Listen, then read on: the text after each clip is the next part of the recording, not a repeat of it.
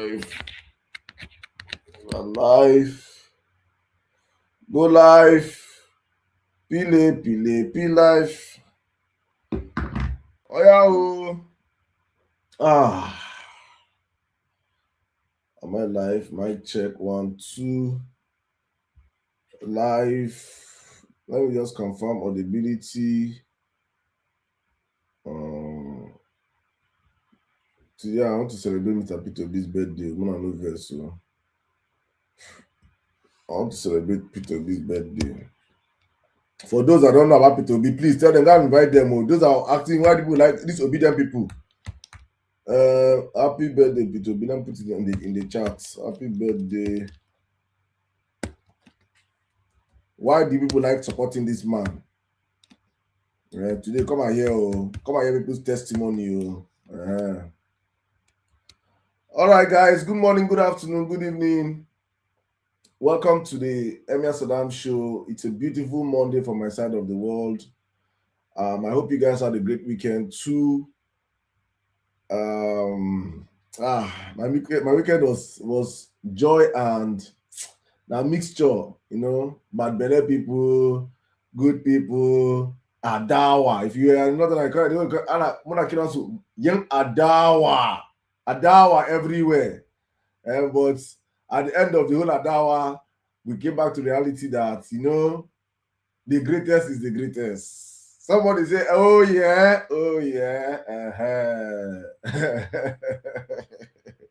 Cooking must continue to cook, if you understand what I mean.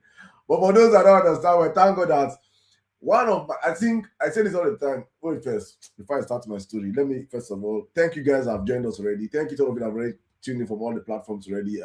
YouTube, Facebook, X, and my people on TikTok. Thank you so much. I call you guys the first responders. Thank you to all of you that have joined.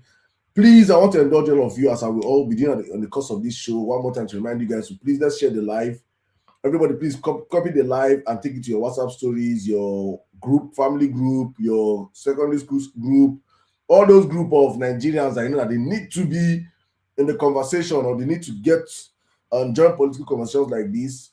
Every day that pass by, we get closer to our country. We get closer to the next electoral cycle. So it's important that these conversations get more serious. And I'm happy that one of the major greatest distraction that have been distracting me, inclusive. I'm not gonna say like I'm claiming sense. No. Me inclusive.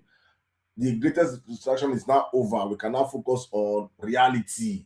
We can now focus on the boju politics, the everything that we have been hearing that they have been saying they are doing that we're not seeing. We can now focus on the reality of life, right? So I just want to push every one of you to please share the live. I want to see this. Thank you so much, El Nino Cruz. I see you sharing the live right now. Everybody, please just be like El Nino Cruz.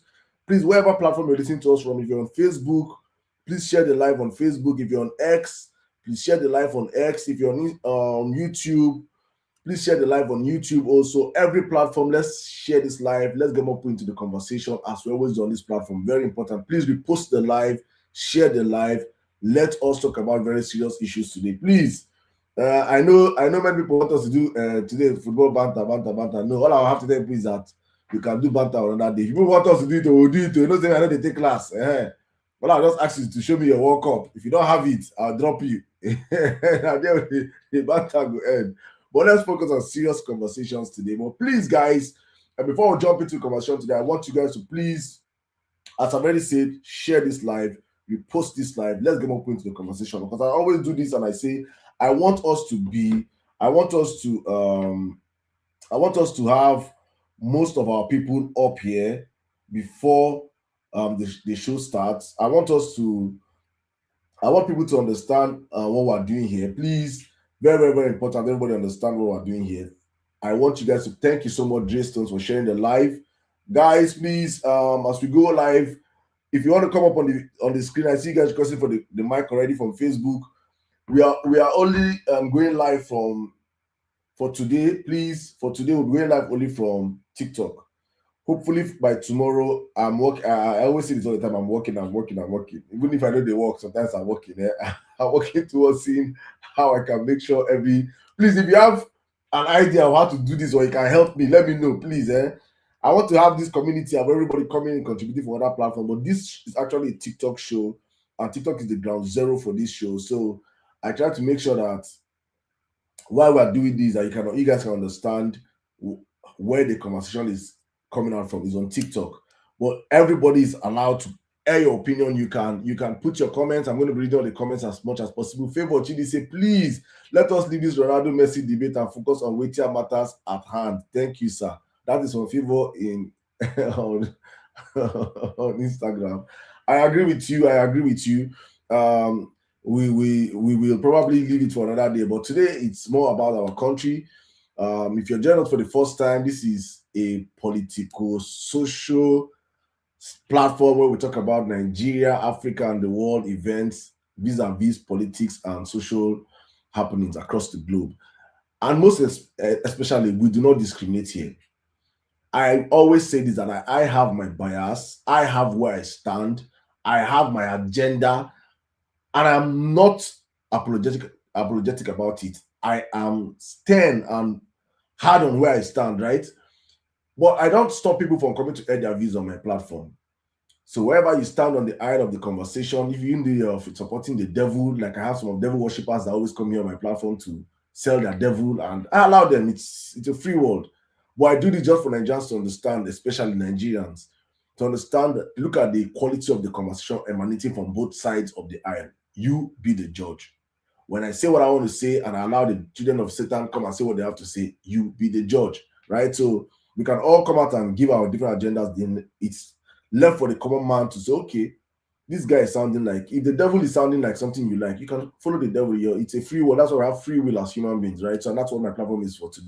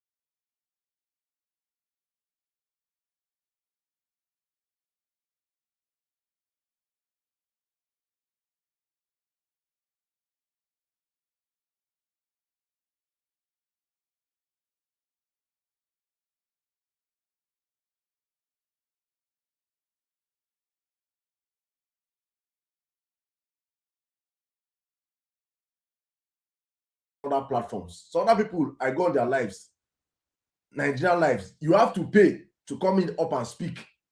They call it box fee or something. You pay them to get a box. Me, I don't do all those things. So if you come, I give you mic. If you enjoy what I'm saying, I want to give us gift, to collect it. But what I will beg you if you come on my platform is to please just like this life.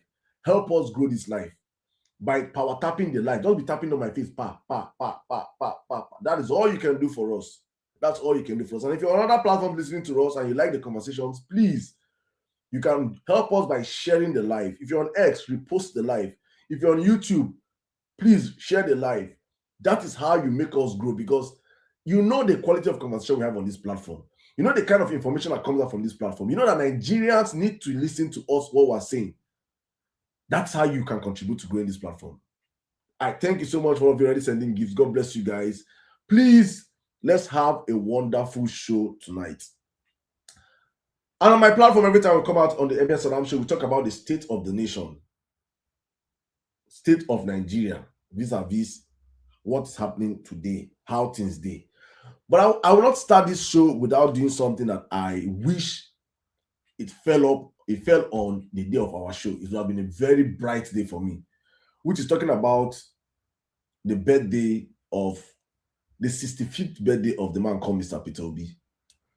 And why people like myself, with the fan, with the wish and with the pray and with the hope that he becomes the next president of the country. It's a very important thing for me. It's one of the most important tasks that for myself we must fulfill as Nigerians if we ever want to have the semblance of saving our country. So I will talk about the man vis-a-vis what I know personally, and I would like people that will come out here today. It's just before we even, it's just be like part of our submission. Maybe just 1, 2, 3 minutes of what have inspired you about this man. For those that don't like him, what you don't like about the man, I want to know just today. Just let me give you like a few hours of. I want to hear people's opinion about this man. What don't you like about this man? What do you hate about this man? What about this man inspire you? Why do you start supporting this man? Because many people start supporting him for a reason. I just want to have that. If you have a personal experience, let us know. He has impacted you personally. Let us know. But I'm going to start from a I made a video. I'm going to be posting it out tomorrow about a mutual friend of mine on X by name Dr. Falashade and Adebayo. She's in Lagos. And she made a post, a very significant post. I think that post went super viral, and she said she's a surgeon and she's offering 65 surgeons, I mean 65 surgeries for kids under the age of 10, I think, and are suffering from one sickness. If I call the sickness, I go bite my tongue. Yeah. Yes, the sickness will say every person is about to get when they grow up. She's offering 65 free surgery. When I go check the amount for that surgery one, I think that like close to 3 million per one times 60, over 200 million naira worth of free surgeries for free for a man for 65 years. And you ask yourself this question: what does this person want to gain? What have this person seen? I made that video for her. I just made it. The video will be out tomorrow. Please, if you see that video, help me and propagate it for the woman. That's kind of, I love such stories. I love seeing, these are the kind of real love, real good news Nigeria needs to see. Why people support this man. Why people, you can never see any Nigerian politician. I said that in my life as a Nigerian, I have never seen any politician that come out to vie for office and Nigerians, they donate money, give that politician. I have never seen it in my life. Nigerians, they use their own money, mobilize, buy clothes, create banner, do flyer, do rally, do this, do that. Nigerians use their own money, they run out. I've never seen something like that in my life. Tell me which kind of Buhari not be only propaganda. I'm telling real people, they say Buhari, how many people? Buhari people fought for Buhari. Buhari have Buharis, but they didn't have money. Poor people, Talcawas on the north, where they support them. How many people come out their money for Buhari? You put one couple for Buhari. Nobody send Buhari now. Then Tinubu money them use and wrote to me Amechi money they use bring Buhari come power. I think about people use so and one couple people just they do things. They celebrate the man globally. And for me, that's an icon and a man that actually, hate him or love him, has changed the face of politics in Nigeria forever. Whether you like him or you hate him, he has changed the face of politics in our country forever. We will never, you can never, if at the end of, God forbid it, we did not come out and protect our votes, and we allowed these criminals come back to power.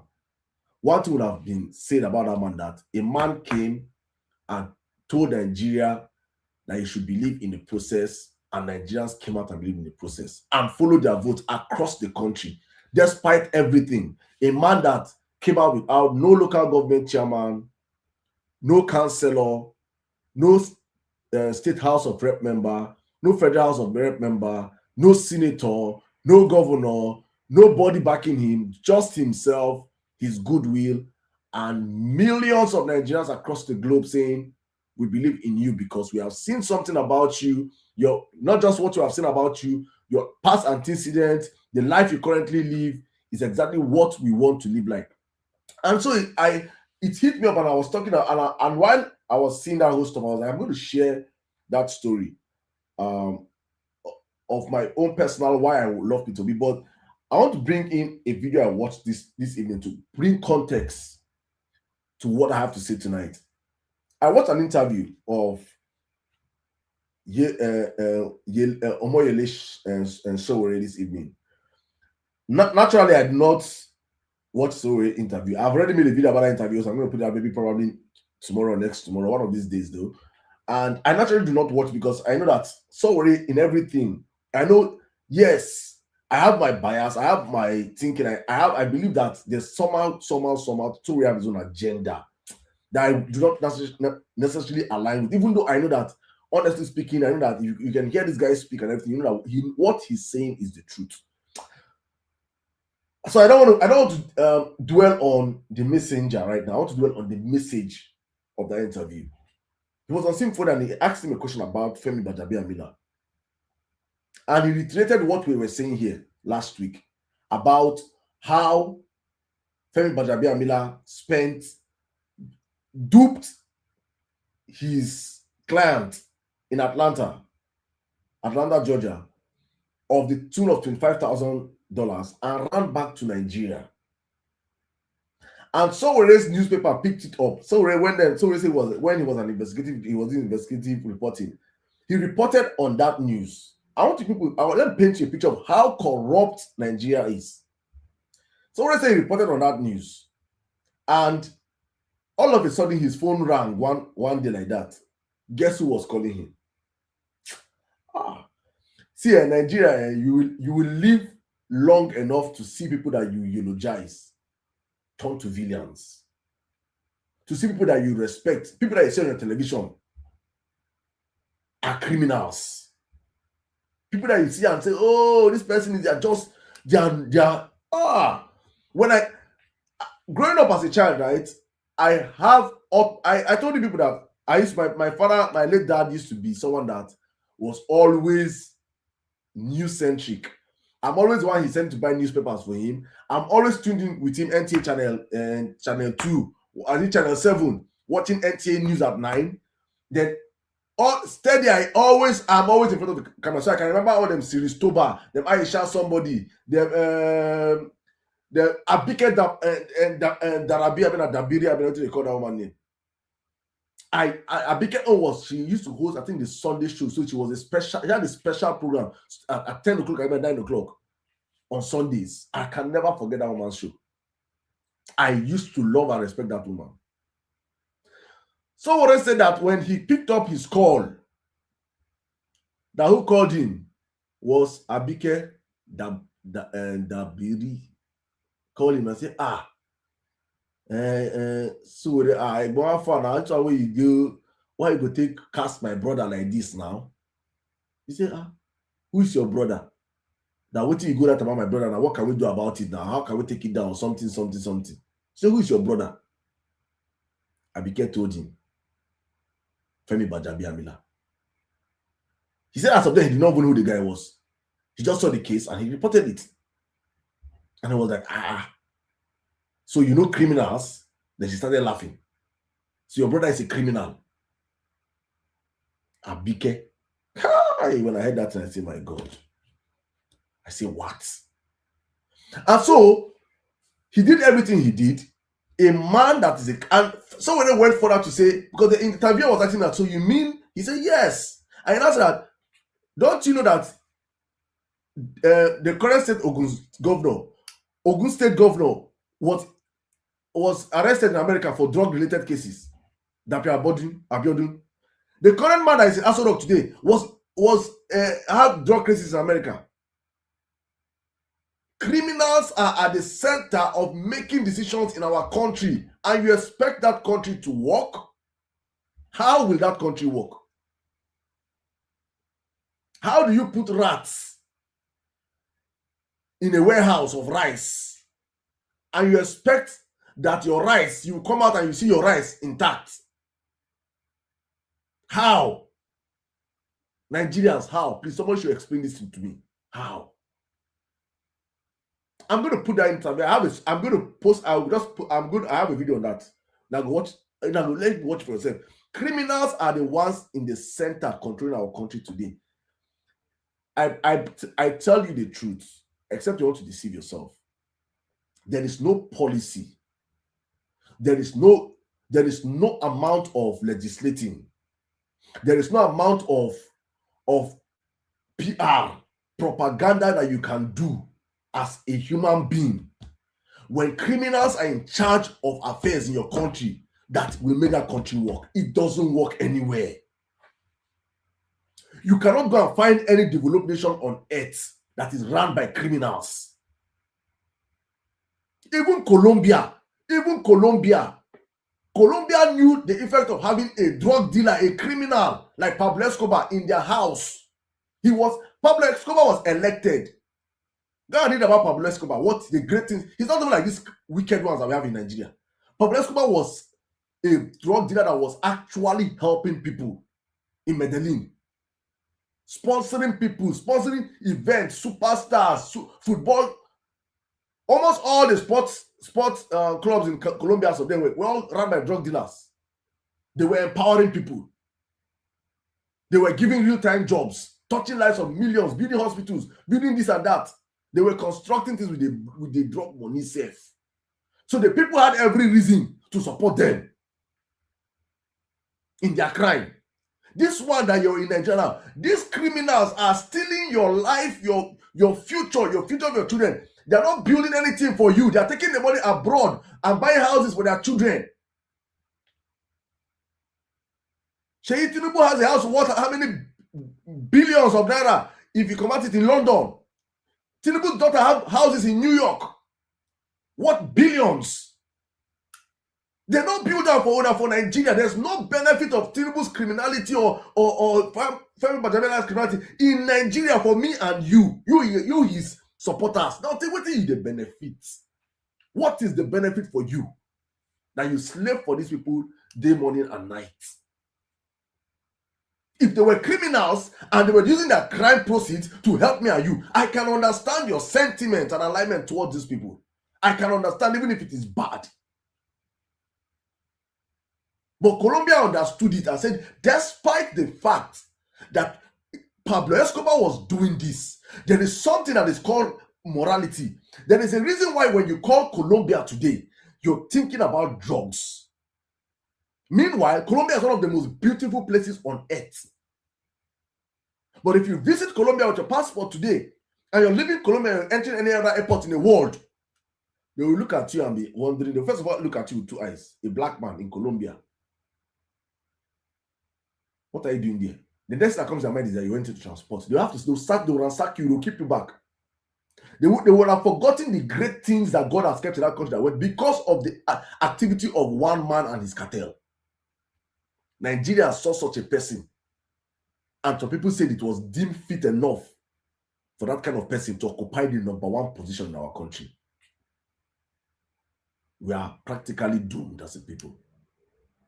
And some people are saying we should even give him a second chance to continue. Let him go on. And you wonder why your passport is being rejected across the globe. You wonder why you go to places and they're looking at you. When you're in Nigeria, they're looking at you with two eyes. People are, you think they don't know? You think they don't know that this man, that the person that's still Aso Rock is a criminal? That he does drugs? You think they don't know? You think they don't see him? You think they don't have his case file?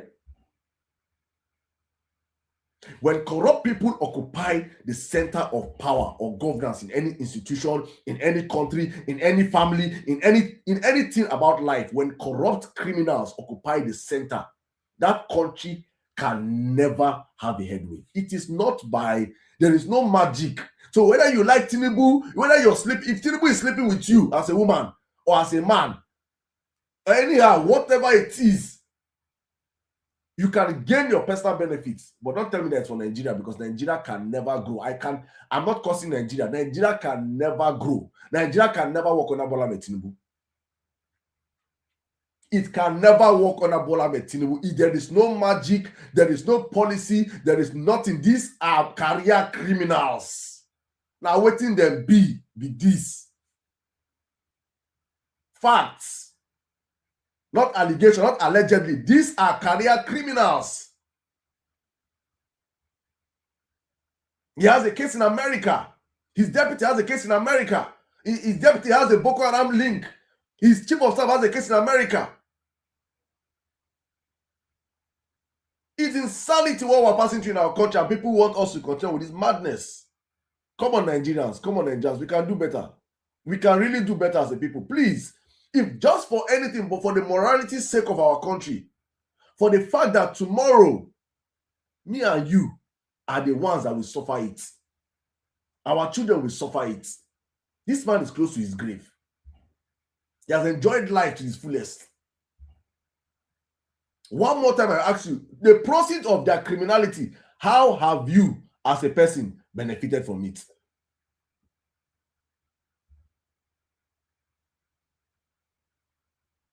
Olushola, he says, Tinubu the problem of Nigeria. What about the people that want to Islamize Nigeria? The people that want to Islamize Nigeria, I think Tinubu is not in bed with them. You think Tinubu is not in bed? You think Tinubu did not sign an ungodly alliance with them to get his own stake of our country? You think Tinubu is not in the know? Why hasn't he stopped them? There was a pact signed in 2015 that brought Buhari to power. Tinubu was there. He was there when they signed out this thing to bring Buhari to power, all for his own selfish agenda. There was a pact signed. Tinubu sold the country, sold the Southwest off. That's why during under Buhari, there was not a time under Buhari, if not just for the Owo massacre that happened under Buhari's later days, when Buhari was already fading off. The Southwest was literally the most safest place. In fact, the Southwest started with Amotekun under Buhari. Buhari allowed for Amotekun to happen under him.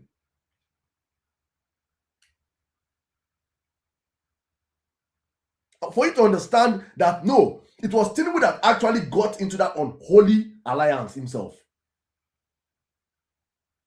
Because for Tinubu, it's all about power. How can I grab power? How can I get it for my own selfish agenda, just to plunder and to loot? He no concern him. If Nigeria burns down, Tinubu does not care. Tinubu does not care. I said all the time, he doesn't care for you, whether you're a Yoruba man or you be Igbo man or you be Hausa man. Tinubu hates all of us equally. He doesn't like, there's no special person that is close to him that says, I have special affinity to. No. Tinubu hates all of us. But he understands vividly that Nigerians are very tribalistic. Nigerians are very there's any word called religionistic.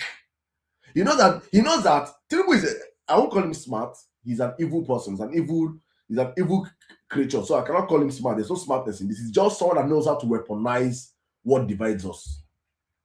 He understands that Nigerians, I say it all the time, that a professor that has spent 60 years in university teaching and everything, the moment you call his tribe or his religion, that professor will lose his everything that he has learned and defend his tribe or his religion. And it's not that he's guilty. I'm not going to come and act like a saint.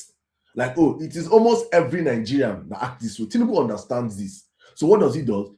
He weaponizes what he knows keeps us divided. Oh, all of a sudden, everybody's now pro-tribe. And then Tinubu na my brother, I go there for my. He knows these things. He knows that there are so many stupid Nigerians that will vote according to based or just say, na my brother.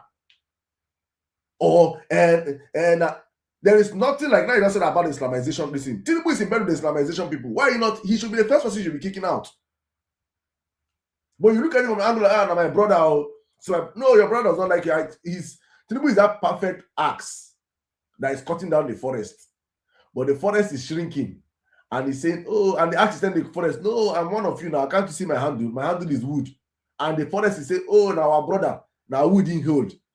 Even though it's one cutting it, though, now wood didn't be like us until the whole forest finishes.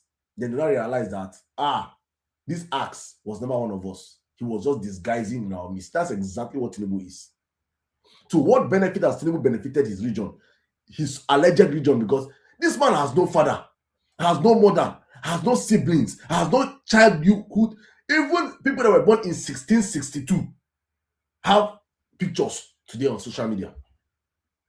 People that I want you people to understand. So I'm not doing propaganda. I'm giving people facts. People that were born in the 17th century, slaves, Herbert Macaulay, them get their picture on social media today. Tinubu don't get childhood picture. God, if this thing are juju, now I supposed clear at least. Tinubu don't get childhood picture. Who is Tinubu?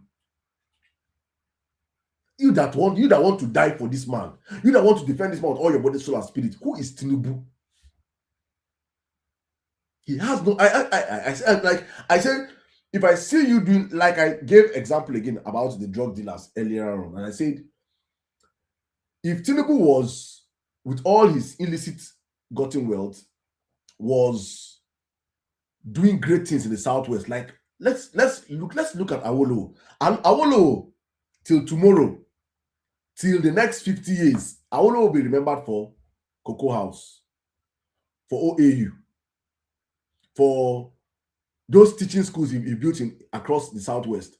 Awolowo will be remembered for so many great things he did. Awolowo will be remembered for so many great things he did in a very short period of time. With less money today, with lesser money than he has today, with cocoa money, na Awolowo do it in do.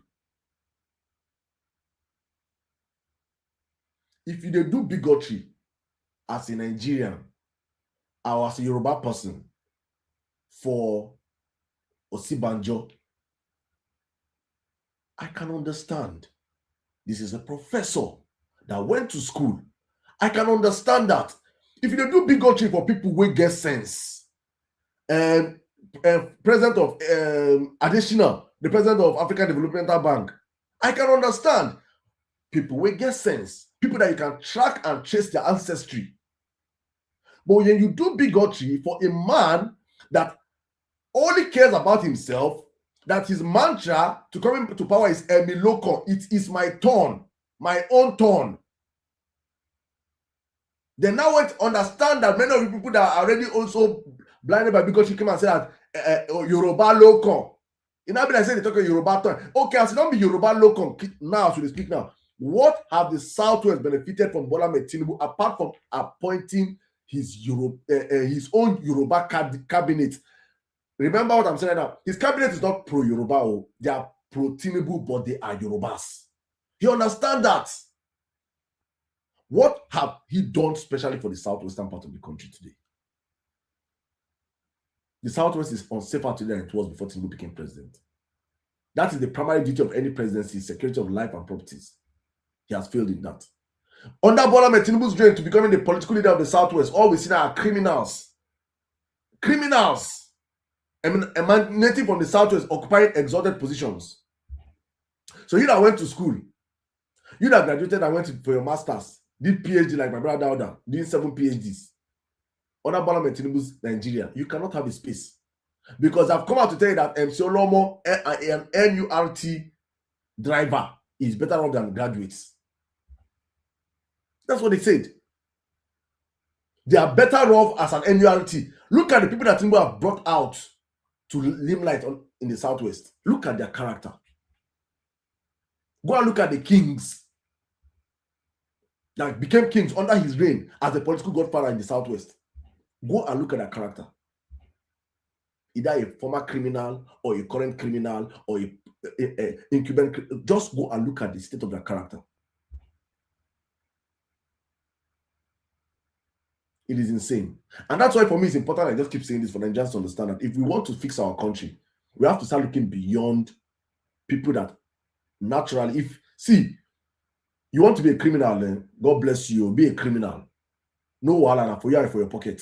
But the moment you carry your criminality and come and occupy governance, because governance affects me as a person, governance affects every single Nigerian, individuals, wherever they are. Governance affects us in different ways, shape, and form.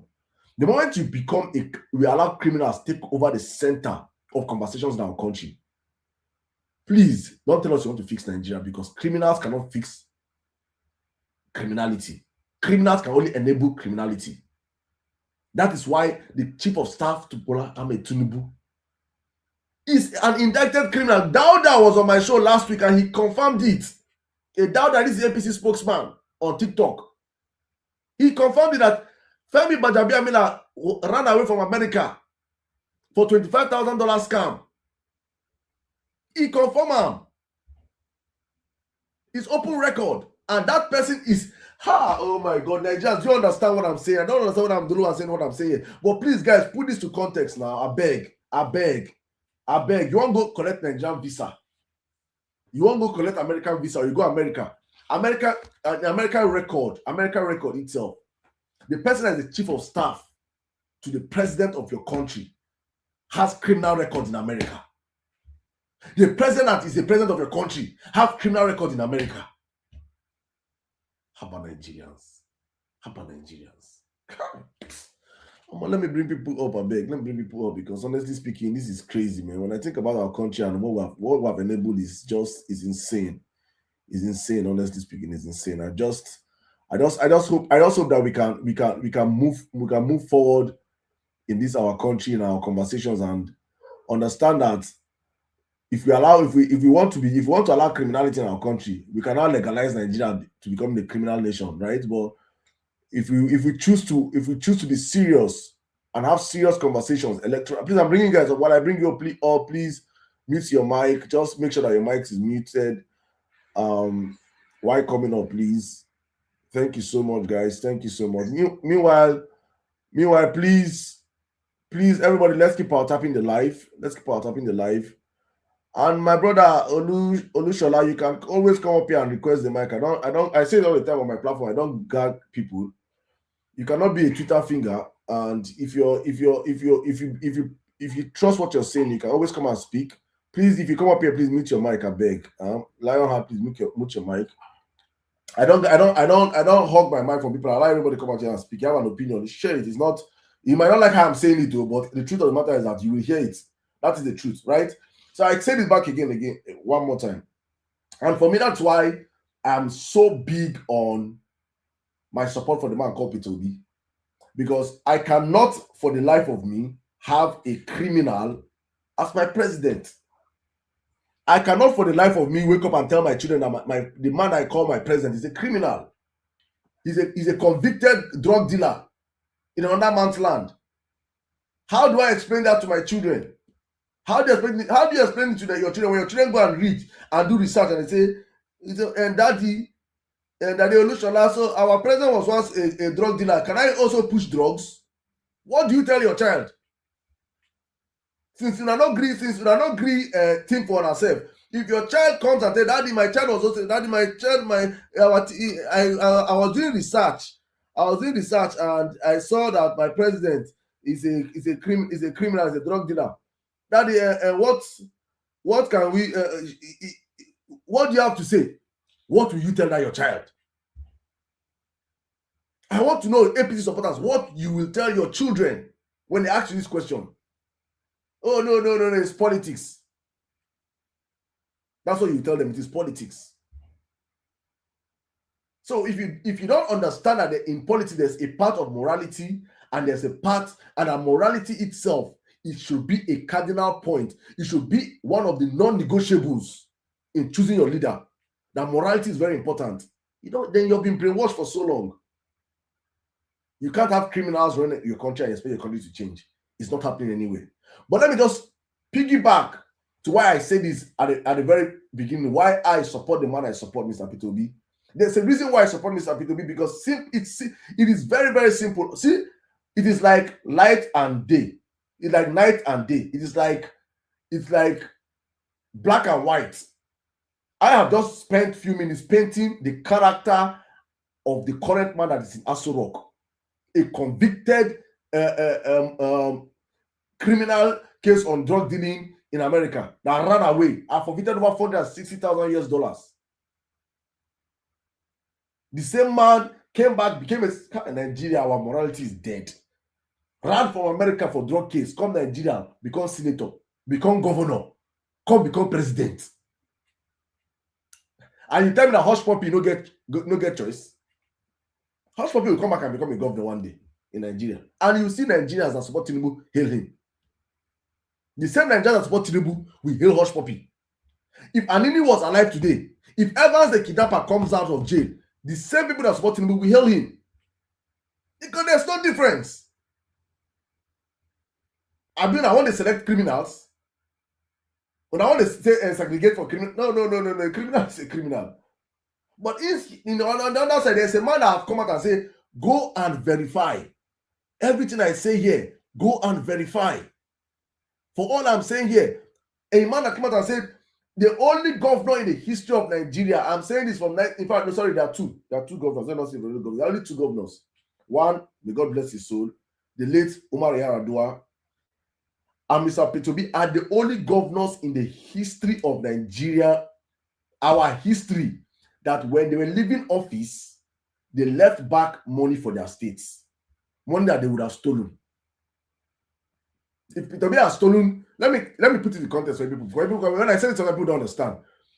P2B left back for Anambra State 75 billion naira. Please, somebody should check 75 billion naira in 2013, I mean 2014. Convert it to how much it is. Now it is in trillions. And $150 million. If you steal that money, like Tinubu stealing home for Lagos, like Shetima stealing home for Borno, like Wike stealing home for River State, like every of them, like all these Okalu stealing home for Abia State.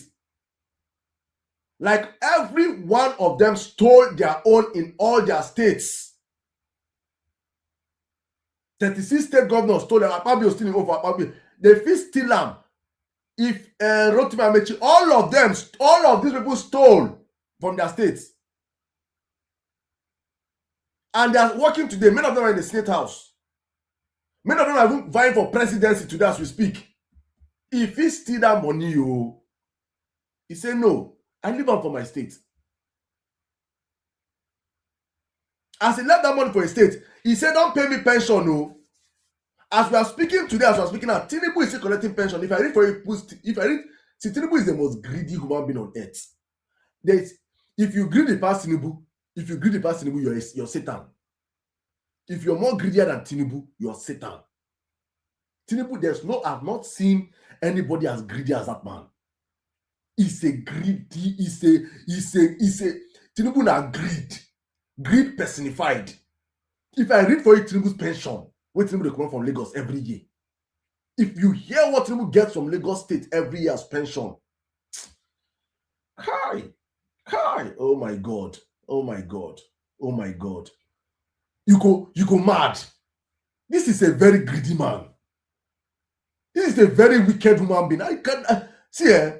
I die a million times if I respect Tinubu. Tinubu is a greedy. Tinubu is a devil. You cannot be all this money for what? Where are you going to with all this money? What are you doing with all this wealth? What thing you they do with all this money, Ogasa? Tinubu pension alone. I say I'm the flex. I say I'm crying. I'm is a beneficiary of that pension. Fashola, the same thing. If you're posted on Tinubu's pension alone, till your ancestry die, you know people, I'll find out his pension and read it for Nigerians to hear. It is insanity. And that's how it is for many of the governors. So, houses in London, in America, and houses in Lagos and Abuja. How many convoys? How many brand new car every year? How many this one? How many that one? If you hear what Tinubu did for Tinubu pension, I say lifetime pension, no, lifetime pension, lifetime pension, lifetime pension. After taking all the resources of Lagos for him pocket, he still dey call the man. No, he no get end. He no get end to him greed. Such a person in the center of power, it's finished. We have no hope in our country. We have no hope.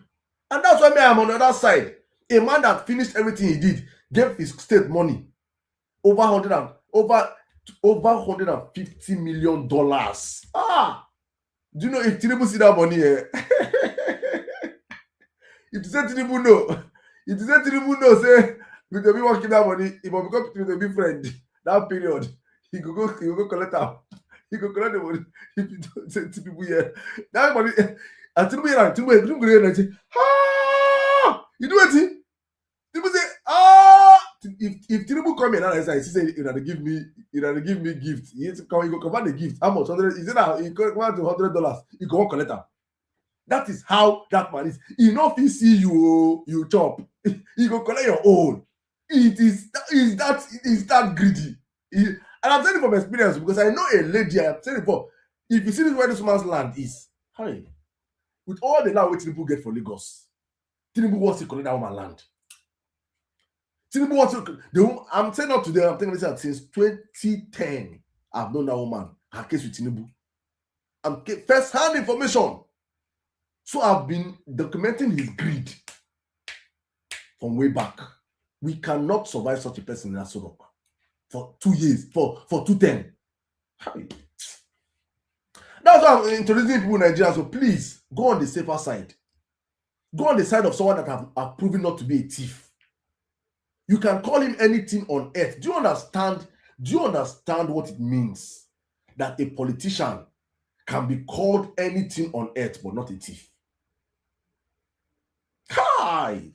That is the biggest flex anybody can have. You can call him anything you want to call Obi idiot, Obi this, Obi that. You cannot call him a thief. A man that said AFCC come and search, ICPC come. I was just listening. He's 65 years old. The guy that was vying to be governor of Delta of Edo State, I swear, is 66 years old. He's even P2B senior. That is, I think one of the chairman of Sterling Bank. He's even P2B senior. P2B don't do governorship in his 40s. I mean, in his late 40s, going to 50s. A billionaire in his 30s. One of the richest. He don't make money before he come politics. He can't enter politics. You know, say that politics is about service. And that if we continue to allow criminals take the center of affairs in our country, we cannot grow. Because they're criminals. And our children will grow up to want to be criminals. That's what we're seeing today. With the rise of people like Bola Tinubu in Nigeria, now the rise of Yahooze. Yahooze. No be under him person. Now under Bola Tinubu, that's on the rain for Lagos now. Under Bola Tinubu. Fraudsters up and down, Nigerian young boys are that same fraud. Fraud is a normal. You ask a young boy, what do you want to be? Say, I want to be a Yahoo boy. Under Tinubu, under APC, Yahoo is now a normal. It's now a normality. We have normalized fraud. Nigerians, make una save our country. Oh. Save your country. Save your country. Peter Obi is a boy, my brother. TS is a boy. He's not a thief. He's not a drug dealer. He's not a criminal. You can call him anything. That's why I say that is a flex that criminal-minded people like you do not understand. That you can call him anything you want to call him. You cannot call him a criminal. You cannot call him a drug dealer. You cannot call him a looter. You can call him these things. That is the flex the man has over you. He has God bless you. He has an identity. We sabi people be papa, mama. We know in primary school mates. We know in secondary school mates. We have in childhood pictures and the rest. Who is Tinubu? Who is Tinubu T-boy that you're slaving for? That you cannot even use your own picture and use as profile picture. That's the craziest part. And let me bring this speakers. Wow, I hope this mic for so long, man. Because the craziest part for me is Tinubu supporters on social media. If I be president, if my candidate are president, let me explain how this thing happened. Let me explain how this thing happened, right? If P2B was the president of Nigeria today, I cannot hide my face. I will be supporting him or calling him out with my face and my chest. Why? Because, first of all, this fear women in Nigeria, the fear when they tell them that they say, be careful, be careful, be careful. I say, careful of what? They say DSS, DSS, this is there. I say, I'm not. If DSS come and hold me today, I'll bring out. Anything I say here in public is verifiable by facts. Tinubu is a career crook. Tinubu has been indicted for criminality in Lagos. Facts. Tinubu's certificate is forged. Facts. It's not, you cannot, these are not liable. This is real. Now, who your man? Tinubu has no childhood pictures. He don't get childhood friends. He stole Donald Duke's picture. May you show how shameless they be. They still Donald Duke picture. Donald Duke childhood picture. They still have put out for Tinubu's oh my APC. APC oh, I don't get shame. God. They still buy Donald Duke say, I beg. This is my picture. When Tinubu find like this, it is insanity. It is insanity supporting such a person.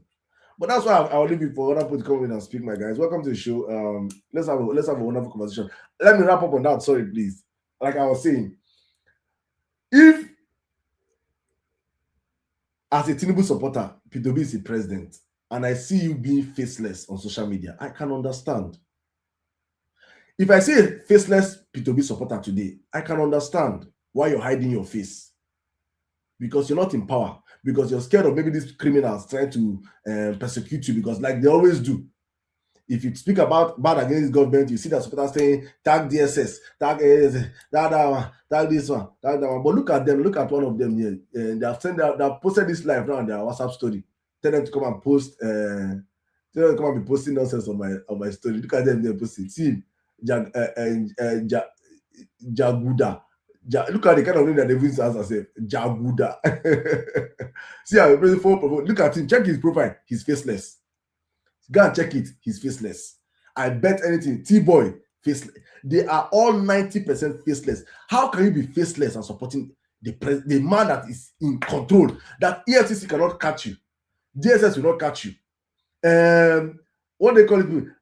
Nothing will. They cannot catch any of you guys. Why are you faceless? Use your face and come and support Tinubu. Please request the mic. Let me give you mic. Please. I love Tinubu supporters coming up here. Please. I want to hear people speak. Why are you hiding your face? Put a face to your struggle. Let Nigerians know you for who you are. Let your family know that you're supporting Tinubu. Like my friend Clifford said that his family were insulting him up and down. Put it. Let's know you people. But you people are scared. Please mute your mic when you come up here until I call you to speak. Please, thank you.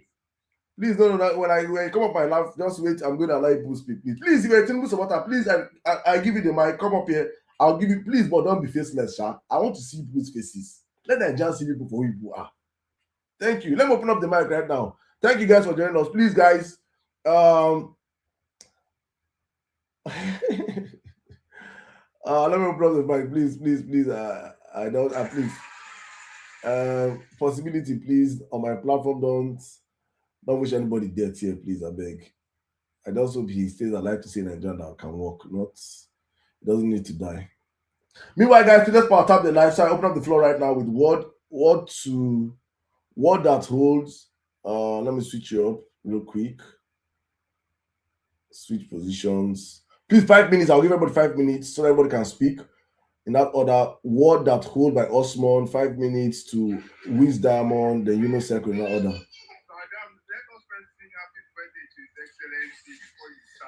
You get happy birthday song, make you sing am.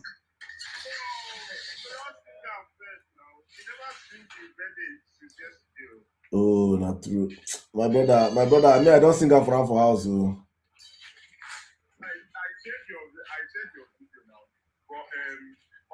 Your audio is very low. I don't know if you can fix it. Can you hear me?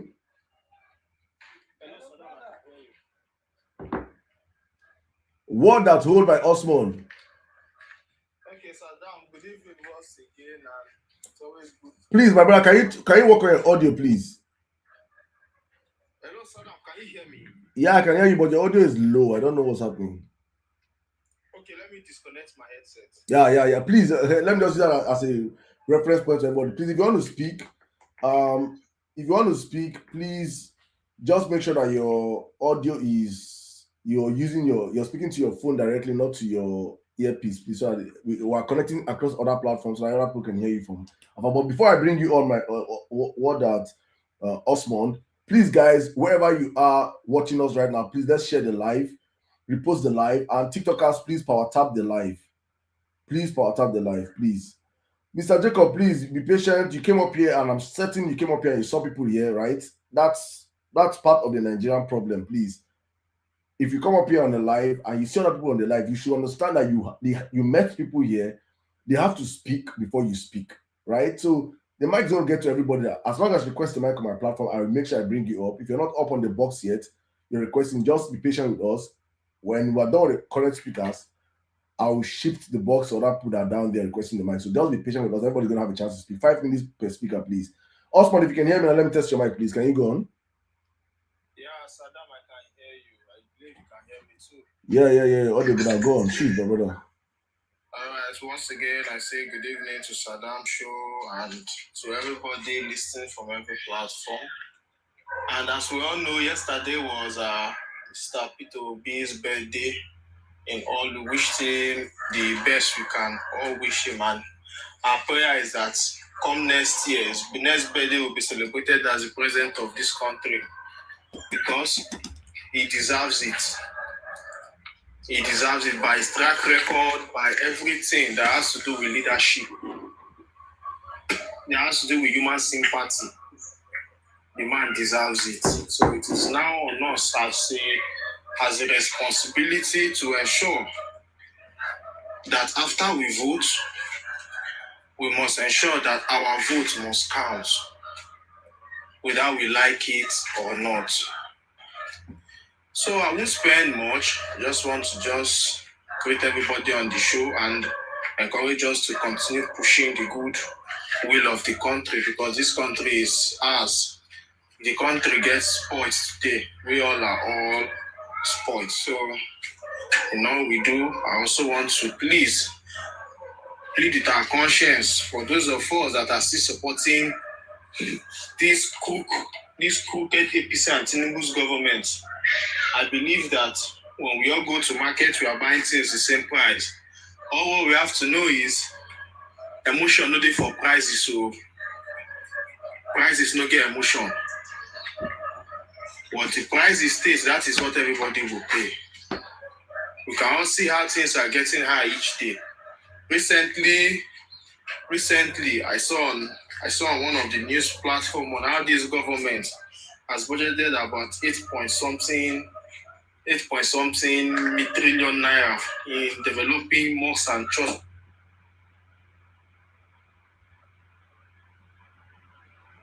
Osman, I've lost you.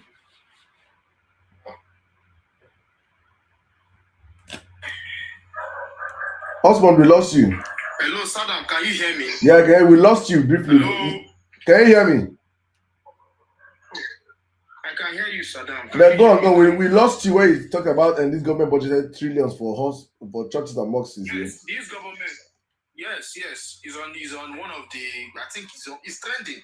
Government budgeted about 8 point something trillion naira in development of renovating of churches and mosques. Then when I saw it, I was devastated. I was like, how? Look at our healthcare center. We all know how expensive it is. Come on to even buy malaria medicine. If you don't have up to 20,000 naira, you cannot treat malaria. Common malaria. But look at what this government is budgeting for renovation of churches and mosques, which tells you that we are not top priorities when it comes to the welfares of Nigerians. APC as they are, they don't see the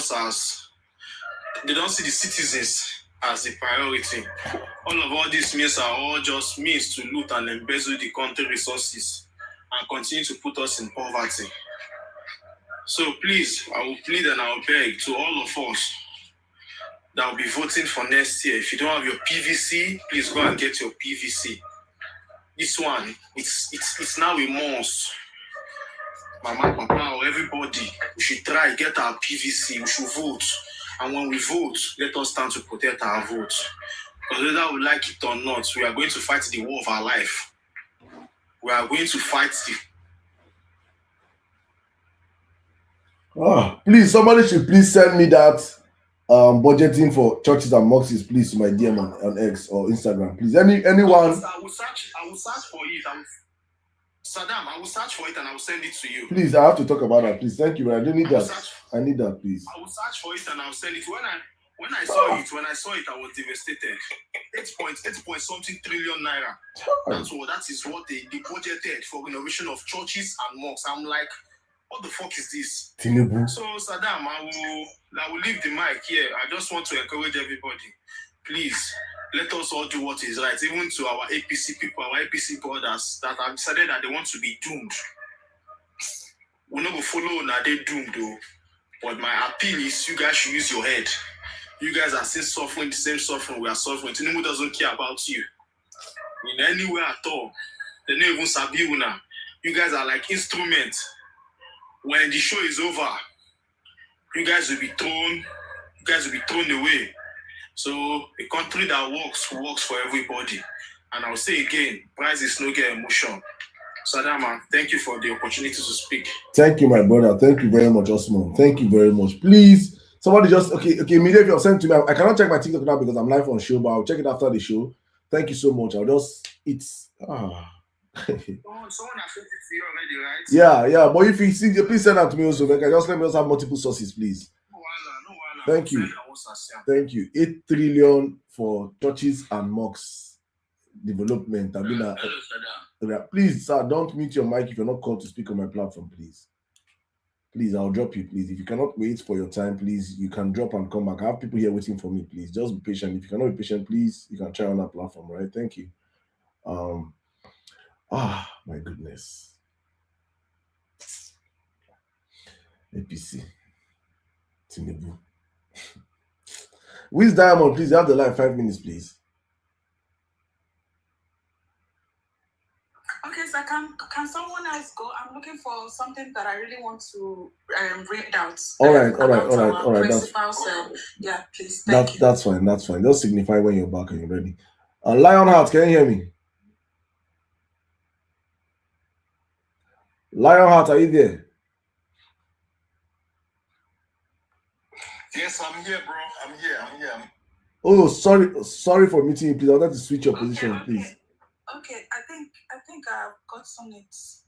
So, Wiz Diamond, do you want to go now or you want to wait after Lionheart? Okay, let me go after him. That's fine. All right, Lionheart, please unmute your mic, please. Let me just switch your. Sorry, I wanted to switch your box and I muted you. Sorry, please. Good evening, Emir Sirdam. Good evening, ladies and gentlemen. Good evening, sir. All over the obedience family, I greet everybody. Lionheart, Emir Sirdam. Once again, I just want to give you a big plus for your consistency on this platform. I don't know how much energy you put in here, but I just want to say a big thank you. And that may the good Lord that you are worshiping continue to guide and protect you and keep you till we see our dream come true. And as we celebrate our principal birthday, and I just keep asking and praying that God will guide that man and have him see his dream come true. See the Nigeria of which he wished for. And he will be that president come 2027. Amen.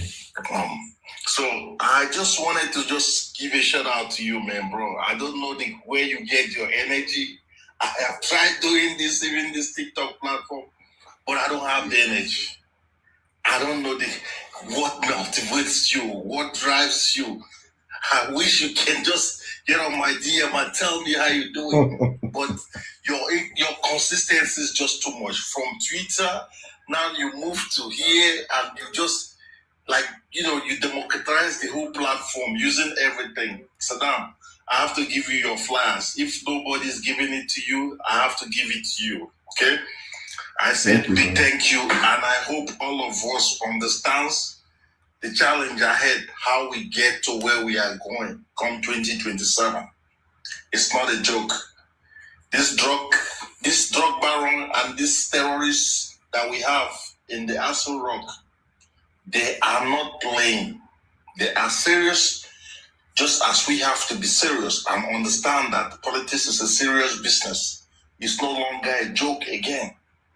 We have to get to the crooks and corners of every Nigerian house and tell them the importance that we must kick these idiots out of this thing. I mean, I don't know if you were to write the Lord and this thing, Ring movie about Nigeria, I don't know if we will have even ending in everyday action what is currently going on in our country. So it's a task that every one of us that comes here listening and believe in this movement must understand. If you were running a marathon, if you were doing 25 miles per hour, you have to do 50 miles per hour right now.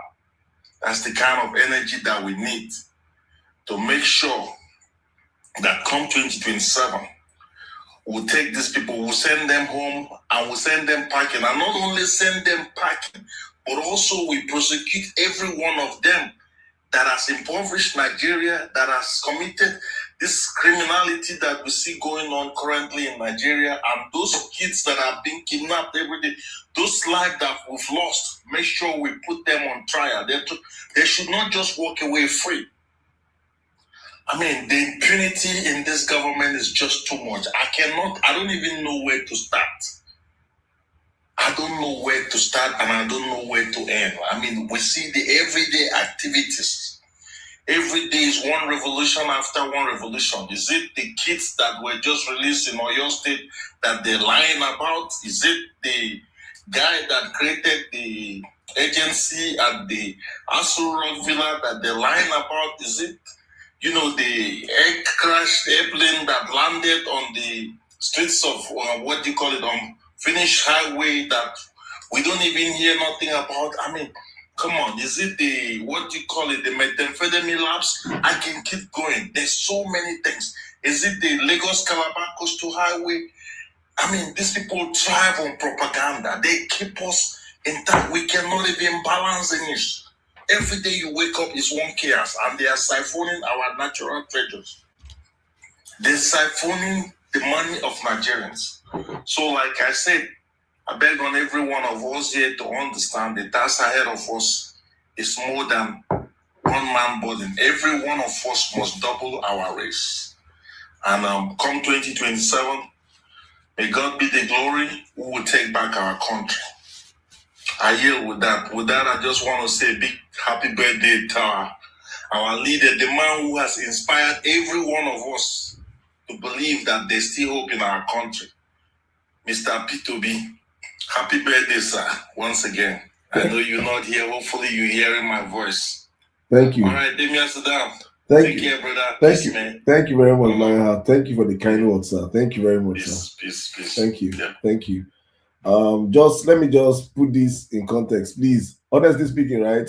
So when you talk about inspiration, I'm a very passionate person. Whatever I believe in, I do it to the extreme. I take it to the extreme. But most importantly for me, it's that when I look at Nigeria and where we are as a country, many of us probably don't understand why we are where we are currently, the point we are in currently. Because many people might feel like it's just normal politics. We're at a very critical point in the history of our country that we may never recover anymore. We may never recover anymore. So for me, I'm trying to make sure that I don't wake up in 2027 and ask myself, did you do all you could? Did you sacrifice everything you could sacrifice to make sure that you educate one person? I say it all the time, if it's one person that lives my life every single day with a change of heart, with a zeal to go and get their PVCs, with a zeal to fight and defend their votes, with a zeal to understanding the criminals running their country today, I'm happy. If it's just one person, because I know that one person can bring one more person, that can bring one more person, that can bring one more person. That is, for me, that is what drives me. Knowing that I know that if we as a collective do it, Tinubu can have all the state resources, can have all the politicians backing him. One thing that I'm certain of is that he does not have the people. But the problem is that the people themselves, are they aware of the power they have? That is what the problem is. And that's why I come in with a job to educate and just understand. CEO, forget propaganda, forget this one, forget that one. Do you understand they have power? My brother just described the one that was picked up for bringing to limelight. Look at the country we're in. A man, the military people complained to a civilian of their welfare. The civilian posted a picture of the welfare of the military people. The military people came and picked up the civilian and blindfolded him and almost unalived him until we were raising alarm up and down for a civilian that was crying for the military. The top brass are happy that the younger ones are not doing well, are not feeding well. There's this satanic systemic change in the brain of Nigerians now. The moment you have a little bit money, you feel like you're an oppressor. You should oppress those underneath you. That is the kind of mentality we have built in Nigeria. I pass my neighbor mentality. So if you're rich, you're out of the hood. All of a sudden, you see yourself like you're immune from the reality of other everyday Nigerians, right? So that's the mentality that for me myself, it's important that I let Nigerians understand that. See, we can have all our differences and everything, but if we unite as a people, we can take back our country.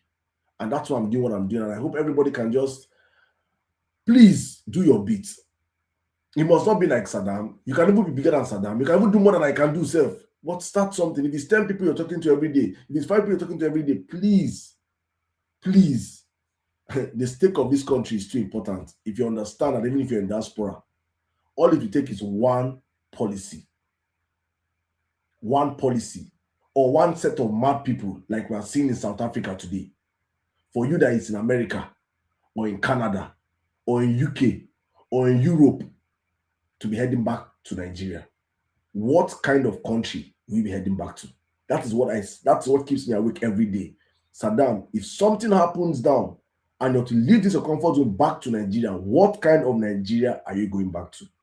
Is it a country that is ravaged by bandits, terrorists, by insecurity, by bad economy, by lack of light, this is the kind of country you're running back to. So it is important we fight to fix that country now. Because at the end of the day, there's no place like home. Thank you, Lionheart. Thank you. Let me just pass the mic right now to Wiz Diamond. Wiz Diamond, the Uno Circle in that order, please. Yes, I'm ready. Thank you for a great job. Hopefully I can be able to manage the time. Thank you. I'm just going to read out something from our principal's Facebook page, and on that note, I'll be using it to be referencing on what he means with his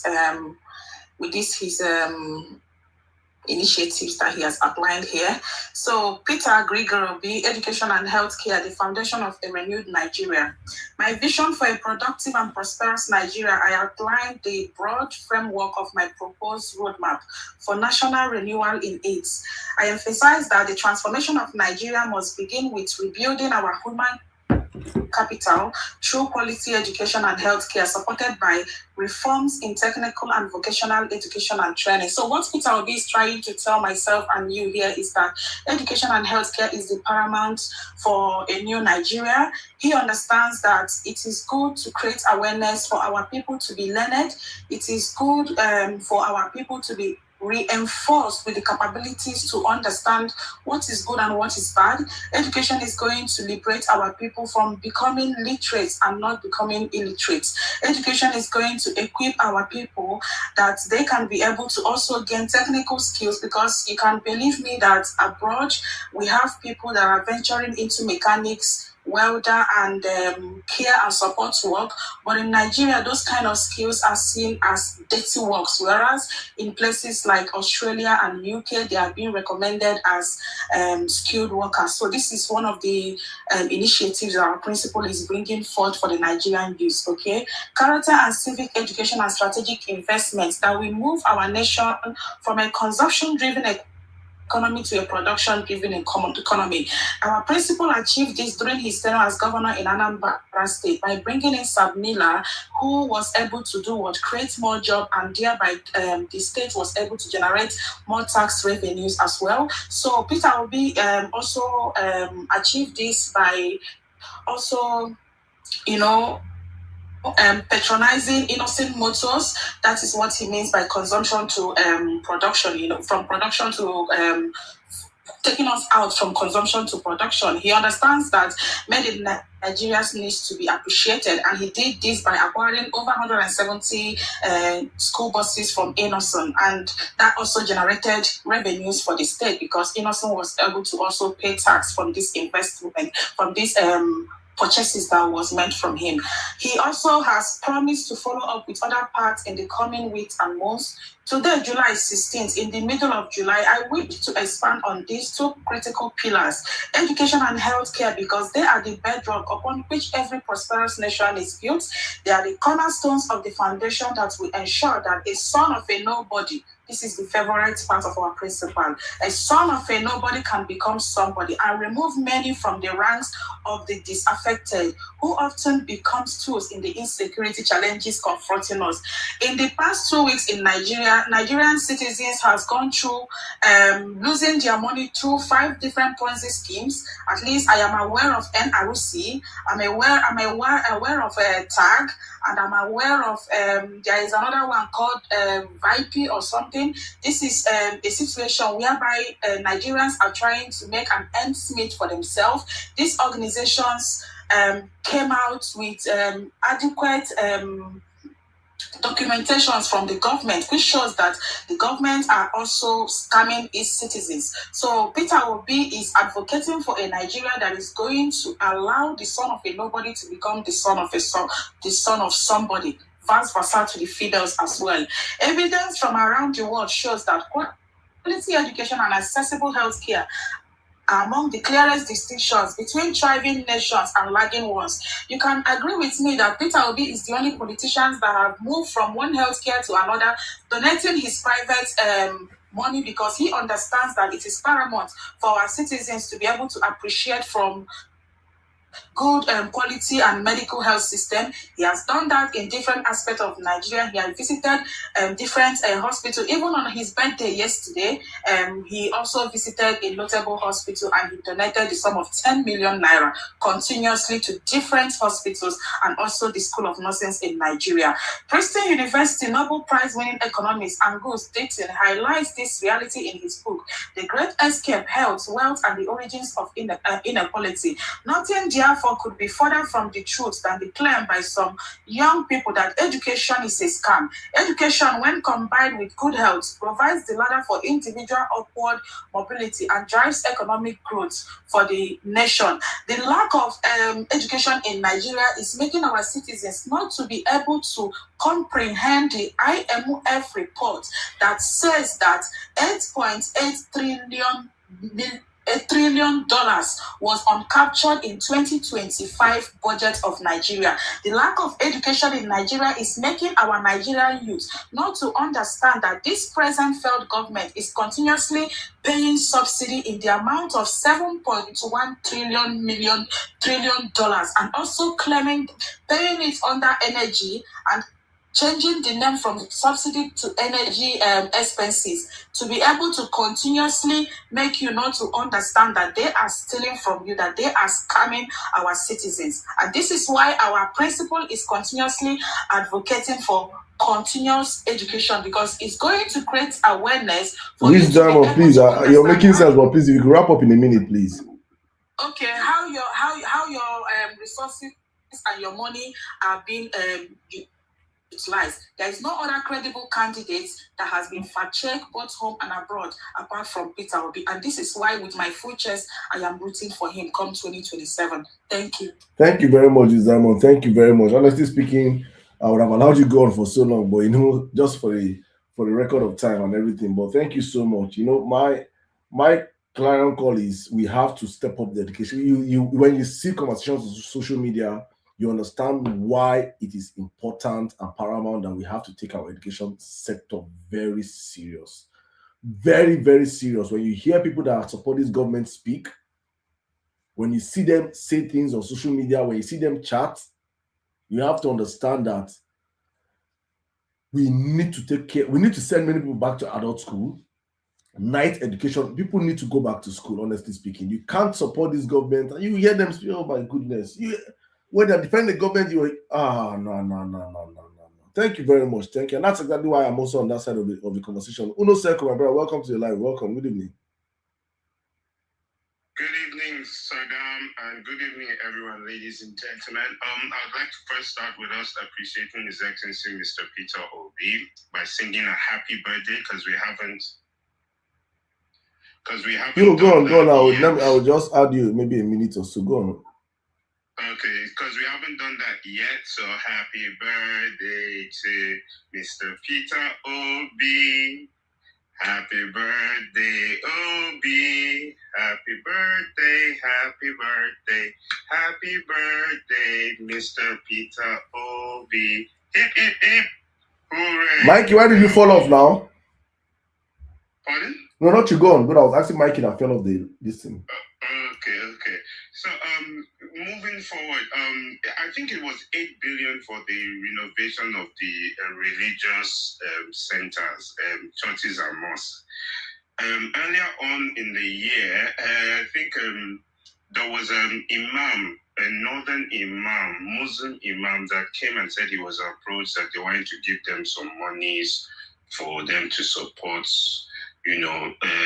President Pablo Escobar and Vice President Osama bin Laden, because that's what we have right now. If you're in Nigeria, anywhere in the world, that is why they vex with you, Saddam. You don't suppose they call the name, you suppose they call their title. Because those guys now, they are partying in their graves, because the dreams they wanted to achieve has been in their different countries, Colombia, Saudi Arabia, who would have thought that they will achieve it in Nigeria? Think about it, Saddam. I swear, I swear. Pardon? I say, I swear, what you're saying is true. Yeah, so please make sure you use the rightful titles and not be calling anybody's name. So this is where we are right now. And you said something about, imagine you having children and telling your children. I had that conversation with a cousin of mine in his Yoruba part of my family, because my family, we practically have all 6 geopolitical zones within the family. So him is on the Yoruba side. When he started this whole Emilo concept, I now asked him, because me, I know my nieces and my nephews. I know the guy has like 5 children. I asked him, so now imagine your eldest daughter now that is about to go to university. Imagine she comes to you, based on this man that you are supporting. Imagine she comes to you and says, Daddy, I don't want to go to school. Instead, I want to just go and be a stripper and make my money, and then I'll enter into politics and become president of Nigeria. Are you going to support it? The guy flared up and said, don't ever add my children into this conversation, blah, blah, blah. Since then, we haven't spoken. This is my blood cousin. My family. Some of family members are founding members of PDP, founding members of APC. So sometimes when APC people are talking, I ask them one fundamental question. In 2015, APC had a campaign strategy that was never seen in Nigeria. Forget about the illegal part. The legal part, their own campaign strategy legally. The whole optics of it and everything. I asked them, who was the one that designed that campaign? If you can tell me, then we can discuss. Because I can't discuss with data girls and boys. If you can tell me that who was the person, then okay, we can then further our discussion. Because I now know that you are a fundamental in-house member, not a data girl or boy where you say you're looking for scrap. Like the ones that they are actually going to give political positions to. So all these people you are trying to convert, Saddam, I'm sorry to say, it's a waste of time, to be honest. Then moving forward, we need to start looking at how His Excellency, once he's in power in 2027, there's one thing that we can probably be rest assured, based on President Pablo Escobar and Vice President Osama bin Laden, is there's going to be an uptick in T groups attacks. So how are we going to be able to know what type of atrocities are going to come up? This is what they do. This is how they have been. This is what APC was formed to create. So we should be looking at that. I think we should start looking more about implementation of strategies and institutions that would want to see work, and what those things, like what the lady who just spoke now, she's already started stating what His Excellency Mr. Peter Obi is saying.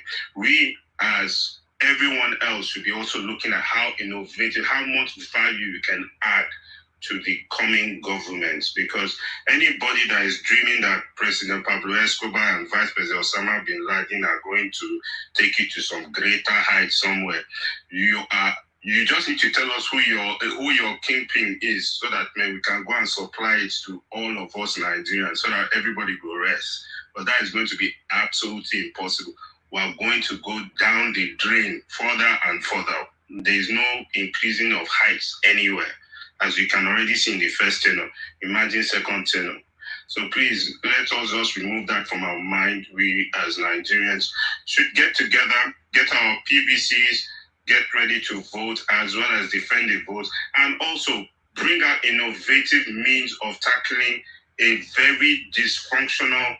When Buhari was telling Goodluck that he's going to make his government unbearable, we were thinking it was a joke, until we started seeing suicide, bombings, and then we were surprised. The first African people to be exploding themselves for some kind of scenario. So we have to look at all of those intricacies, while we're also looking at the manufacturing, the developments, the healthcare delivery systems, and all of that. We should also make sure that we understand the armed forces, the security architecture, and what will make them be the best they can be.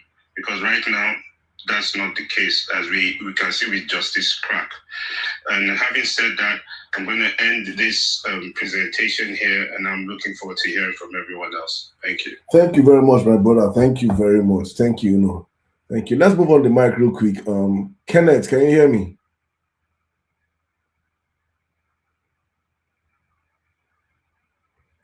Kenneth. Yes, I can hear you. Yeah. Thank you, Saddam. I can hear you. I hope everyone in the house can hear me. Good evening, everyone. You're audible. Shoot, my brother. Welcome. You have 5 minutes, please. I'm really glad, and I appreciate this very medium for having me here. I'm really grateful, and also I want to thank you. 5 minutes is not really that much, but I'll try and see how I can be able to say what I want to say, and hear from everyone else as well, because we learn every day. I'm learning from this platform, and it's really a good avenue, for we Nigerians to speak and see how we communicate in bringing solutions to our dear dying country. So once again, I really appreciate your effort, Mr. Sirdam, and the effort of many other single Nigerians who are also trying with their own efforts to help sensitize the people on the need for a good governance. Because we've had enough. Nigeria is just sinking. The effect is just so bad that even the unborn babies can tell that Nigeria is not really the place to be. I've been following you, seeing what you do on Facebook and a couple of others in trying to, Peter, Mama P, and a couple of others. And I must, for once, say this is really the time and the generation that, can bring the change that is needed for our people. And of course, our principal, Mr. Peter Obi, Yeah, I made a comment here and I said, I wonder why it's actually so difficult for we, especially black people, to do the right thing. I mean, it's as though like black is meant for wrongdoings and wrong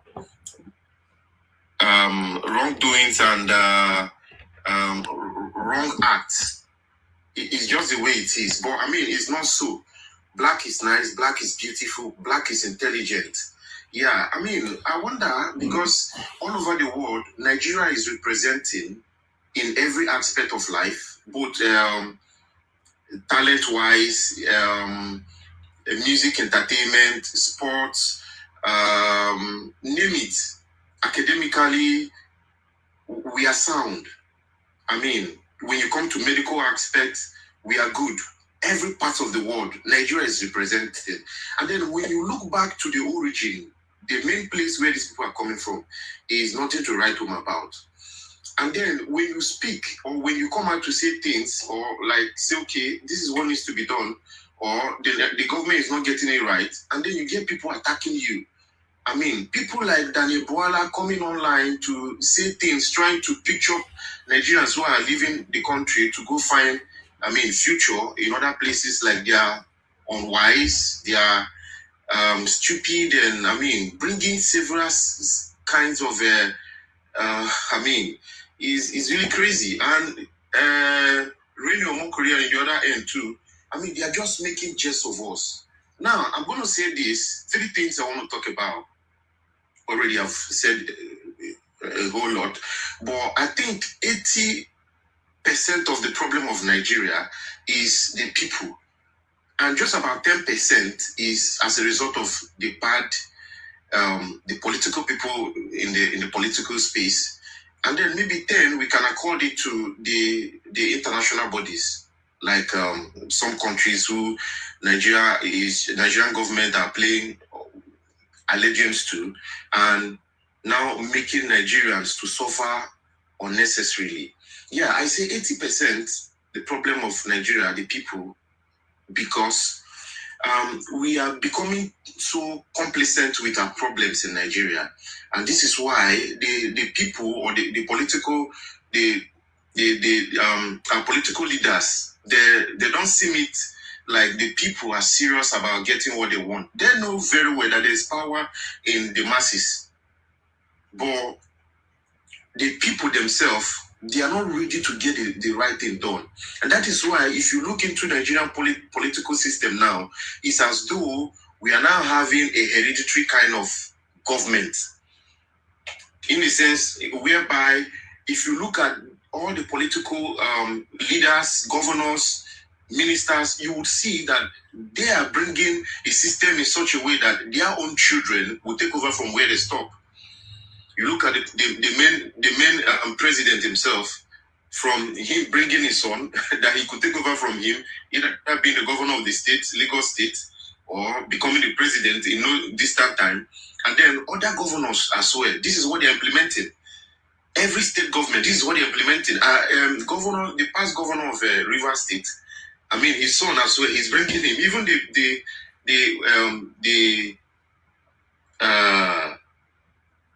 what's it called? Every other, I don't want to go into calling names. You would see that they are bringing their own sons and daughters to continue from where they've stopped. And I believe this is not really the kind of leadership or government or system that we Nigerians really want. Yeah. And if you look at the health sector and every other sector in Nigeria, everything is nothing to write home about. And the people... Kenneth, your time is up. Your time is up, but I really want you to land on your points. I'm going to give you extra 3 minutes so you land on your point, please. I just really want to hear what you have to say. But go on, please. Just land on your point, please. Let him not forget judges. Judges are putting their children into the Yeah, please, please land on your point, please. Yeah, so what I'm saying is, I think we should keep on doing more to sensitize the people and see need for what we are fighting for. Because as I speak now, the main reason why I left Nigeria is not just because I'm in the UK at the moment. It's not because I want to see how other places are or I just want to explore, but because I've seen that there's no life in Nigeria. Yeah, there's no life in Nigeria, and this thing is going to go on, and it is likely that we are returning to the slave time when people are sold to other nations for money and for slavery.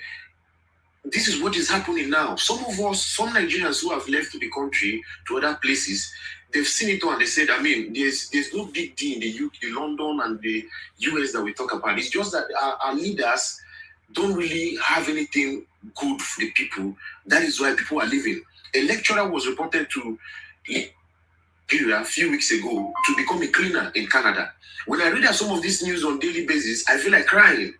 It is not because we can't have these things back home, but because tribalism and, I mean, the government, they are just so wicked that they don't want anything good. They know very well that what they are doing is wrong. And another government, like the P2B administration, could come and change things, but they don't want it. They keep rooting money just to, I mean, for selfish reasons. So in essence, what I'm saying is the people needs to be sensitized, because 80% of the problem of Nigeria is not just the leaders, it's the people. They are complicit with the problem. They just want to get 20K from any political party who is able to give them money to, I mean, for just to keep up for a given time. But this is not really the long-term solution that we need. So the people needs to be sensitized that it is not just about defending APC and just getting money, just getting peanuts and bread for the day, and then the problem keep lingering. But it's about you thinking about the future, about what you want your children to look like in the next years. So in essence, what I'm saying is, like every other Nigerians who are sensitizing the people, that there is need for a change. Yeah, because if like 80% of the people say, okay, this is what we want, and we're not going back to it, we want a good change. I mean, the leaders, they will have no choice than to, I mean, give into it. All right. So in essence, thank you so much for what you do, and many other Nigerians. Let's keep up. Hopefully, the change we all want, we will likely get it. Thank you all. Cheers. Thank you very much, Kenneth. Thank you very much. Thank you. I think I understand the context of what you're saying. You know what? I know many people will question you calling out the people, but it's true that we have to understand that the Nigerians are majorly part of the problem of the country. Not that we are the cause of the problem, but we are part of the problem. Because when you enable an abuser, you're already part of the abuse itself, right? So you cannot be in an abusive relationship and when it comes out and people are always say, oh, he's the one beating me, why did you stay back there? You can be like, oh, you know, not just first of all run away from it. But the moment you stay in an abusive relationship, you're already enabling that abuse to continue. And that's the relationship with Nigerians and our political class. We have enabled bad governance for so long. We've enabled abusive people for so long. So I get the context of your 80%. Even though I think, yeah, I get the context of 80%. For those that I am of the opinion that I understand that to fix Nigeria, the 80% don't need to stand up though. That if the problem of Nigeria can be fixed by the 10%, as you rightly said, that's the leaders. They are the ones that have the mandate and the power to fix the 80%. And it's easier that way. That's why for me, I'm pushing towards a semblance of good governance. If you have good governance will create a system that will make the 80% line up quick for their rights, fight for their rights, defend their rights and everything. But when you have criminals in power like we have currently right now, they will always make sure that 80% remain in poverty, remain uneducated, remain unmotivated, remain unambitious. You know, they'll do everything to make sure that the 80% remain underneath them. Because I say all the time that for people like Bola Tinubu cannot thrive in a country where there's no poverty, or in a system where there's no poverty. There must be poverty for Tinubu to thrive. There must be poverty for people like Tinubu to be in existence, because that is how it feeds into his system and his ego as a person. And it's not just a Nigerian thing, it's what it has been his life. If you go to his house in Bodleian from back in the days, you see poor aged people, young and old. able-bodied men and women sitting in front of his house. His wife wouldn't have said it. The wife said that Nigerians are lazy. Every day they sit down in front of a house and they are begging. Right? So a man that if they did not enjoy it, they would have pursued those people. But no, they need it to continue, because if those people rise up when they understand that it is their money that is actually giving them a stipend, they will change the trajectory of Lagos State vis-a-vis Nigeria. So that's what we have to understand. So while I try not to, and that's why I try not to be fixated too much on the 80%, even though I know it is very important what we are doing to educate ourselves to understand that, guys, open up your eyes and see you. Educate people around you. The end product of fixing Nigeria lies in the hands of the 10%, which is why I always use my opportunity to call them out and tell Nigerians understand we have to have a change in leadership. But thank you so much, Kenneth. Let me run back the mic to my brother Mikey. Mikey, are you available right now? Emir Sirdam. Welcome up. I've just been listening to the whole conversation, and I'm just wondering. Your listening, I don't know what your listening is kind of noisy. Are you? For me, I'm going to speak. I'm going to liken the situation of Nigeria and Nigeria. Maybe coming from my professional. Sorry, please, Mikey, please. Before you continue, please, guys, please, can we all power tap the live, please? Everybody, please. Tap. For those that are wondering what is power tap, it means just to tap your screen multiple times. Do not stop. We have a mandate of hitting 100,000 likes. Please, everybody, let's hit one. If everybody in this live taps 800 likes, 500 likes, we hit our target in 10 minutes. This thing is not just difficult. One person can do 1,000. We are almost 93 people in this place. One person, 1,000, and we have hit our target. So everyone, for the next 10 minutes, like in 5 minutes. For the next 10 minutes, please, everybody, just be tapping your screen. Just be tapping your screen all through while Mike is giving submission. Just keep tapping your screen, guys. So we'll keep this live up, please. Thank you so much, Mikey. Go on. So from my professional gazette, I've heard these narratives a lot when people come and say the people are the problem. Nigerians are this, Nigerians are that. But if you have seen a woman in an abusive relationship, or a woman who is married to a narcissist, you will understand the problem of Nigeria. And you will understand what the people are dealing with. And if you have done your study of what narcissism is about, how narcissists work, how they program, they are prey. They see the people or the person they are abusing as a prey. And you see the way they program it. There is no difference between it and our Nigerian government. It's the same style, the same thing. Have you wondered that most times people who are being abused, it takes an external force for them to know that they are going through abuse? And that is why when you go into countries that have system, civilized system, there is what they call safeguarding. They put in a safeguarding system because they know that person is going to be hard for that person to help him or herself. And that is the situation of Nigeria. Every time you want to break out, there is this thing that what would the other person do differently? If you leave me, where will you go? The other person is the person better than me. And when you hear all the narrative of APC, you can hear all these things. What are they going to do differently? Like they are the best thing that happened to you.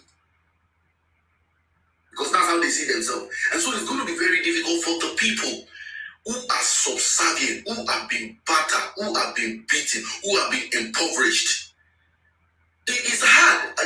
Me and you can come here and speak all this English because maybe we can eat our 3-day, square meal a day and we can afford the basic things. But these people who sell ugu in the market and what they take home in a day is maybe 3,000 profits. And somebody comes to them and give them 50,000. You don't imagine how far that 50,000 will go for them. And you would think that person, that 50,000 will not change the person's mind. It people to live less than a human being. A lot of Nigerians, majority of Nigerians are living less than a human being. So it is because of the enlightenment that you and I have that is making us to see things critically. We can critically think. A lot of Nigerians cannot critically think because all they are focused on is to survive till the next day. If you are driving, you want to drive from Lagos to Maiduguri. Throughout that journey, what the only thing in your head is, God, let me just get to where I'm going to safely. It's surviving the next day. That is, so when you are in survival mode, you cannot think critically. When the next meal is not even sure, how do you critically analyze policies? So it takes you and I to be able to now put all these things out there to say, look, there is more. You deserve more. You can get A, B, C, D, E if you can just hold off and support good governance. And able to do that is a daunting task. And so I hate when we blame the victims. Nigerians are victims. Nigerians are victims. And what most of the politicians do is to victim shame Nigerians. As if it is their own fault that they are in that situation. It's like I entrust you with my life and you are killing me and you are saying it's my fault. You are destroying me and you are saying it's my fault. Because they don't want, we have irresponsible people who only think about them and their belly. And my brother, I have even seen people who think about themselves and their belly, and they are not even this wicked like Nigerian rulers. That's You can think about yourself and your belly, and you still have a bit of humanity in you to feel the pain of other people. These guys we have, they don't feel nothing. They don't care about nothing. And so it is very hard. I used to think like that. I used to think this way, to say, oh, Nigerians need to do better. My brother, the Nigerians you need to do better. The percentage of the people you are talking to, they are not up to 5%. 95% of Nigerians is hard. It takes a lot for them to even be able to think, because it is a person that has eaten. It's a person that is beyond the survival mode that can think. Majority of Nigerians are in survival. Why do you think that in the kitchen they are throwing bread? Look at how people are running for bread, picking bread on the floor. So it's difficult, and that is why our job is daunting. Is an uphill task that we have to face it courageously. And I keep saying this thing: 2027 is a do or die. Our life, the very life of that nation, depends on it. So when we come here, it's not a joke, it's not a banter. We're not here to be bantering APC, PDP, APC, NDC, APC, NDC. I hate to talk all those talk. We're talking about a nation. Right now, let me even tell you, Nigeria is not even a nation right now. It's not a nation. So what we are talking about is not something that we can laugh about, or we can just say, hey, well, I will do my own part. It is a survivor, because the people we have in power, at least Saddam, the previous government, they have a bit of a shape or reference. You guys don't know what you have elected in power. You don't understand it. Even though we can say we did not elect him, right? But he's in power. You don't know who this guy is, and we have to be more than they are, because we are more than they are. And so I want us to put everything. You need to be door to door. But everybody in your sphere, you have to be organizing teaching to let them know what they are missing out on. To let them know that they cannot afford to play politics as usual. The way we used to do it, and we say, what can we do? What are we going to do? You know these people. Because psychologically, AP is deploying every machinery to make you to not even think that you have hope. That's why they come on national TV and tell you where it's a walkover. He's going to win. Where is he going to get it from? So please, I don't think I have enough time to go into some in-depth about certain things. I would have loved to expose some of us so that we can take this message to our people. I I've been angry for the past 2 weeks when I see all the things that's happening in our country. Sirdam, this guy was saying it on Arise TV that, and I read it. I went to go and fact check it. Sirdam, in 1974, Nigeria was borrowing World Bank money. And when Prof was saying it here, was it you were not listening? As in 1974. Well, we were saying the king of Saudi Arabia used to come to Nigeria for to treat himself in Battle of Ibadan. What are you saying? Nigeria, he thinks we had so much money, we were dashing money out. We're so that rich. Let me understand. Let me tell you what, baby. You know that another journalist came on TV and started saying, what is this person saying? In 1974, Nigerian population was so. And I'm like, oh my God. Should these people not be ashamed? Oh, so let's even say the population was that stage and you had so much money. What plan did you put in place? Are you not anticipating population growth? When you had that so much money, what future plan did you put in? What investment did you invest to calculate population growth? A man and a woman gets married. They want to have 4 children. Before they start having the children, they're already planning because they know their number is going to increase. So you know as a nation, as a leader, you're going to increase in population. Nations that were in the same category as Nigeria as in 1974, Brazil is one of them. Do you know that as at 1974, Brazil was not selling enough oil as Nigeria? We were making a lot of money on oil at the same population. Do you know that right now, Brazil is like 4 to 5 times the economy of Nigeria? Why come every other country were growing economically and Nigeria is regressing? And some idiots cannot come out to say there's something wrong. So they're not going to save you, my brother. Everybody here, they're not going to save you. If that country is going to be a nation, everybody must be ready. We must see it as a do or die for that. That country cannot be allowed. We cannot allow this government to continue. It's not an alternative. Whatever we need to do to vote out this government, we have to do. I rest the mic right now. Thank you very much. Thank you very much, my brother. Thank you very much. Thank you very much. Meanwhile, guys, please can we just keep our tapping the live while we wrap up right now about in the next few speakers. I just want to add to this, right? You see, the most painful thing for me is realizing that the people that actually in their young days saw Nigeria work. I'm going to come to you, Leonard, next. Leonard and Ogene in that order, please. The people that actually saw Nigeria work in their young days are the ones that are currently destroying Nigeria. That's how painful it is for me. You witness Nigeria work. That's why when Prof was saying it then, in their days in school, in university, you come to university, you just wake up, shower, go to school, go for lectures, you come back, they have washed your toilet for you, they have dressed your bed for you, they have done your laundry for you. University students, they feed them amala, this one, that one, special food. In Nigerian universities,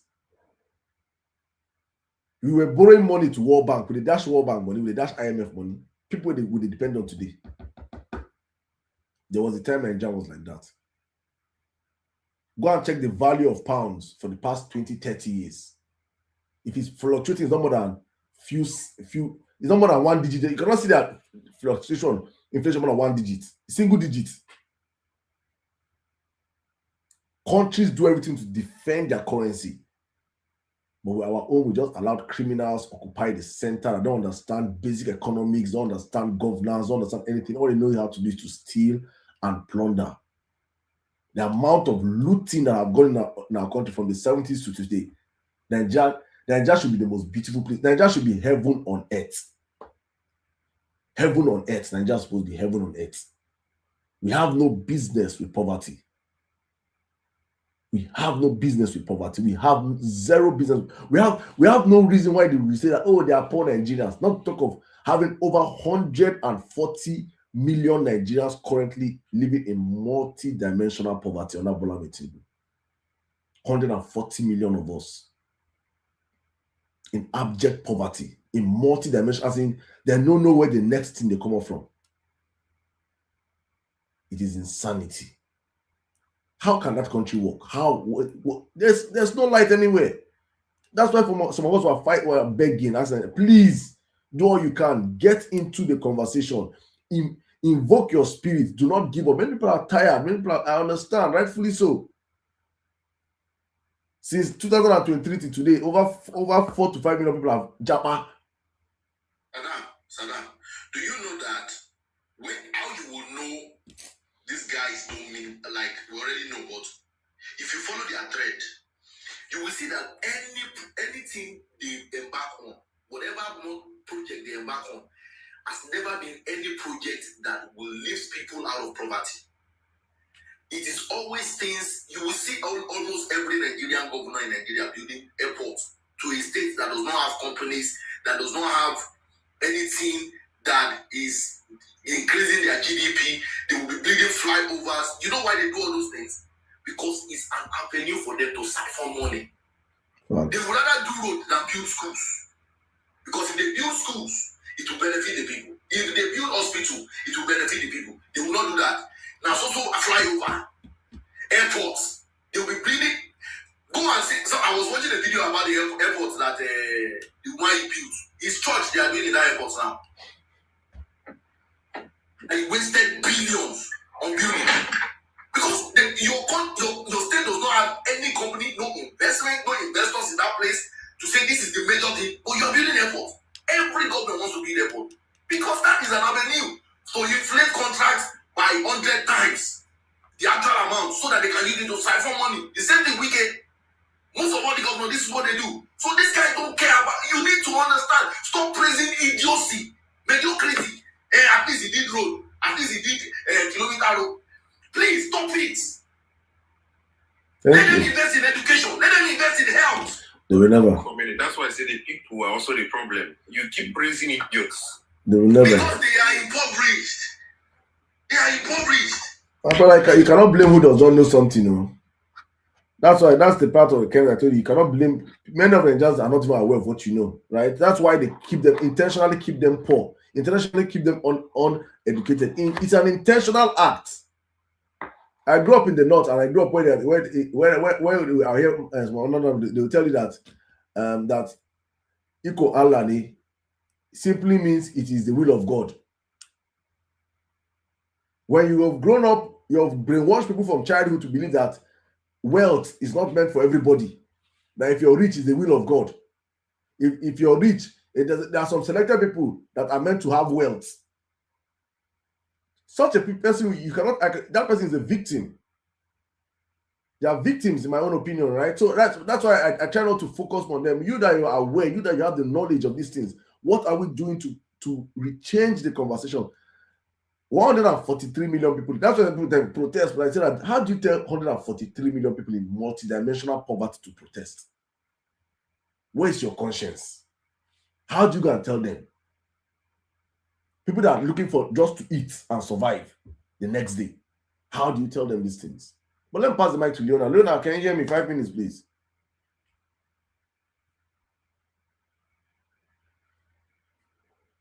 Leona, can you hear me?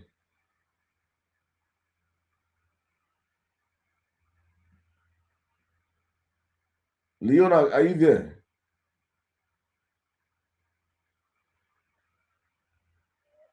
All right. Okay, now can you hear me, please? Hi, good evening. Can you hear me? Yeah, okay, yeah, I can hear you. Go on, please. Yeah, good evening. Yeah, so firstly, thank you for what you do. I think that's the rightful place to start. Like, I think somebody mentioned that it's not easy to be doing this, because sometimes even discussing people online, I just lose my temper and I just quit for that day. So to be coping with all this group of people every day, your patience is of this type. Let me just leave it like that.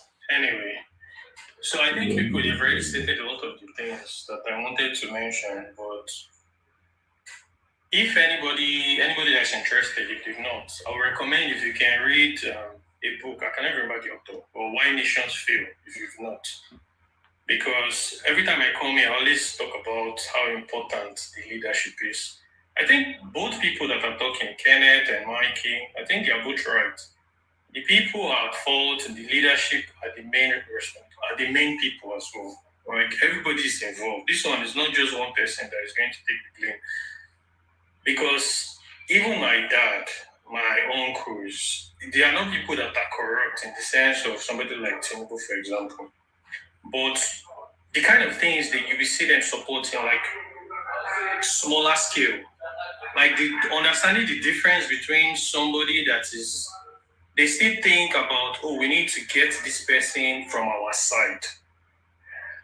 Then the person will do light in our place. They see that as a good thing, as improvement. You understand? As against somebody that has a more holistic mentality of how to improve the place. So this is not, and another thing I wanted to mention, I know we attack APC and so on, but this is not necessarily APC that is the problem. It's a mentality. APC is just an extreme representation of the same mentality. PDP did the same thing. In fact, they all do the same thing. It's just the point that Tinubu is the worst representation of what all of them do at different levels. At different levels. And we are lucky that we have somebody that represents the opposite. And as Saddam says, yes, everybody is involved, but typically in any society, it's a minority that changed the direction. There's nowhere that you have a bunch of millions of people thinking in one direction all of a sudden. It's typically somebody that is a leader that people rally around, that has a unique mentality. Oh, we need to go in this direction, we need to move left, or we need to move right. And we are lucky to have somebody that, for some reason, has been able to live in a totally different way from the typical Nigerian. It's not even about typical politician, typical Nigerian. And we have a very golden opportunity to educate as many people as we can, rally to get as many people as we can to go behind this person. And I always say it's human beings that create things. It's human beings that create institutions. It's human beings that write the constitution. If we're talking about places like US, like where I am in the US, it's human beings that, all these people, they were young. It's people that wrote the constitution, they thought about it, they brought up the ideas that were foreign to the way things used to work in the past. So Nigeria can definitely, and it will definitely change.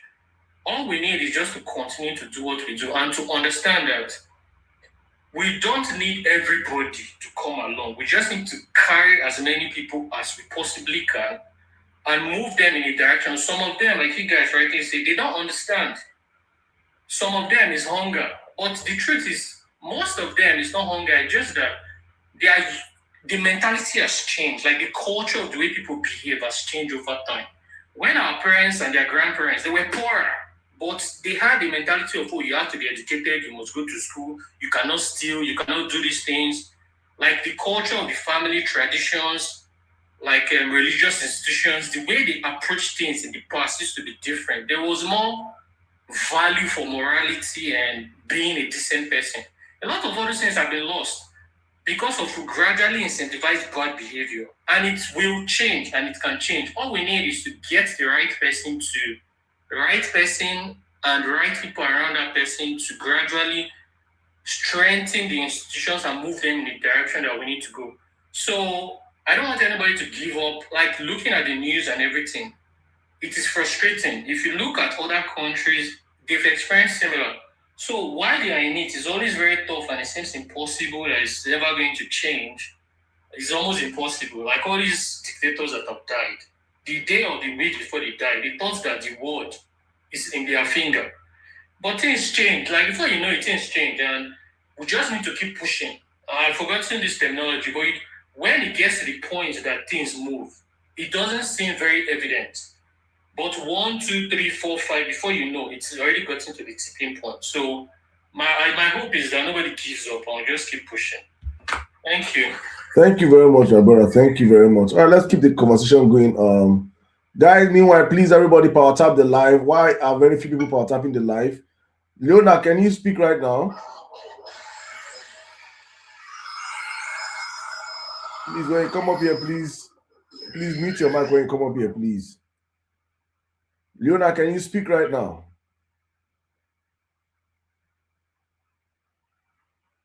Leona, can you speak right now? All right, Sir Chris. Saddam, can I just say something briefly? Because a theme keeps coming up on this live about the people and the people being also to blame. All right, Emma, please, just in a minute or two, please. Okay, yeah. So there's a book by Dr. Joy DeGrow called Post-Traumatic Slave Syndrome. And this comes up with the aspect that you spoke about, Saddam, that the people that are destroying Nigeria, even the ones that benefited, that is the Ajebotas that had everything going on for them. So post-traumatic slave syndrome practically says Black people now taking up the image of the oppressor, like the image of their colonialists, their enslavers, and then doing that to other Black people. It's an interesting book. And another one is The Miseducation of the Negro. That is a book that every Black person, every Nigerian should read these two books. They are very thought-provoking, and especially The Miseducation of the Negro, I think it's by Carter Woodson. And that book, all you just need to do is think about Nigeria while you are reading it, because the guy is traveling around the world as a Black person, and his whole thesis is, well, Black people have to have their own educational system, their own academic curriculum, different from what white people have at the time. And everybody knows our own was a Eurocentric academic curriculum, whereby we now were told that Mungo Park discovered the source of River Niger and things like that. So these two books are very crucial for every, progressive thinking Nigerian to read these two books. Thank you. I just wanted to mention that. Thank you very much, my brother. Thank you. Somebody say, please type the two books here for correct spelling and full details, please. Please, if you could type the books for people to just get down. I will do. I've already typed post-traumatic section. I'll just put the miseducation of the Negro. Okay. Thank you very much. Thank you. All right, Sir Chris, can you hear me? Meanwhile, please, guys, can we power tap this live? For those that are new on the platform that don't understand what I mean by power tap, please just everybody multi-tap. Keep tapping your screen multiple times. That's how you can help us grow the live and get more people into the conversation. Everybody, please, we are in enough number here to have gotten our target for the day, which is 100K. And we're very, very close to that. So please just power tap the live, every one of you, please, for the next few minutes. And very few people are doing it as I'm speaking. I don't know why you guys the live, they enjoy the live, and you're not helping to grow the live. Please, again, let me reiterate this, because I said this at the beginning of the show. Nigerians, when they hear do something, like say there's a benefit. Please, there is no one kobo when you like this life. TikTok is not giving me a kobo. I'm not earning anything from the life. Please. I don't know why Nigerians do this sometimes. We're like, oh, realize, they give me one kobo. I'm not getting a kobo from this life, from tapping it. All you're doing is to help this life go on to the next level. You're helping us, TikTok sees the life and push us up. That's all you're doing when we tell you to power tap the life. You're not doing anything personally for me. Please. That's why I ask this thing. So when I say this all the time, I like say maybe something, Saddam will get something. No, you're not giving me anything. All you're doing for us is help us push this life to the next level. And that's why I keep encouraging you. And if you're in the live, you're enjoying the conversation, definitely it means that you like what you're hearing, and you expect more Nigerians to hear what you're hearing, because I cannot be hearing and saying Nigerians are the problem. How do we get more Nigerians to hear this conversation? Is when we make this kind of conversations go mainstream. And how can we make conversation go mainstream? Is by you power tapping the live. It's simple like that. Thank you. So please don't feel like there's anything extra to me asking you guys to power tap the live. I beg, Thank you so much. I can see you guys now power tapping the live. So that's people are live. People enjoy the live since Haba. But they do well now, Nigerians, As they call Tinubu, I think I call the Dragon also, But it's all good. Thank you, guys. Mr. Chris, please have the live 5 minutes, please. All right, bro. Thank you so much, Saddam, for all you are doing. And I appreciate others that have spoken. I won't take much time because it's my time for work. This is 6:28 a.m. here in Thailand. Many have spoken about the problems and the conditions. I think I love to look more at the way out, what more we should do. Things like the question I have been asking of late is this. When I look at my principal, which is Mr. P2B, and I look at a lot of things he has been doing, such like a company came to build house for him and he said, no, let's go build a hostel in some school. Little, no, let me not say little. They are not little. These are huge differences from our politicians. We don't have such politicians around. But my question is this: even all those is visits in some schools. My question and what I want you people like you, Sirdam, that has voice, to start doing is those students in those schools where these things happen. Why are we not hearing from them? Are they also told by their directors not to voice out, not to tell us, show us these things? Is it only for them to go around shaking their body for money on TikTok and all that? It's high time everybody get involved. In as much as we know that it's not everyone that will do it, but we still need everyone involved. Reason is this. A couple of days ago, we were in a conference and people were discussing, and some white folks who really cared about Africa said, about the Spain giving some visa free to some countries and Nigeria was not involved. Nigeria was excluded, right? So we were talking about that, and they said, how can we, those white guys say, how can they give you guys, we know all that is happening in your government. And so some of us there said, no, we didn't elect such governments. They imposed themselves there. They said, oh, we didn't know that. And that went on to direct the discussion and how all that works. But then I came back to think with a group of friends, Nigerians. As we say, these people rigged their way up to power. Did we see Tinubu in our village to do that? Or in our villages? Is it not those of our uncles and our brothers who are back in the villages that are doing all those rigging at the local level? So in as much as we voice out against this oppression and oppressors, let's voice out against those who are supporting them and do what we can do in our local level to stop them. Because they are the main problem. I understand the fact that they can be offered money. This is part of the initiatives I've been pushing here and with a couple of friends, especially in my area, which is my catchment area. So anyone who can do that in his or her area should go ahead. Those politician users, those ones that are being used in your local area to rig the elections, you have the authority, the power, you have the right to stop them by sensitizing them and letting them know that what they are bringing to you is evil and is destructive. Some of them will just chicken out with 50,000, 100,000 naira. It's your duty to call like-minded people like you, people who understand, citizens who understand that we don't need to let this continue, to stop them. I don't know, there are diverse ways to do that, but this is the way I do it. I have a group of boys from my area who agree that we shouldn't let that happen. And what do? During election, we also make sure that such things do not happen in our polling unit, in our areas, in our locality. This is a way to stop this government that has no plan of helping and developing Nigeria.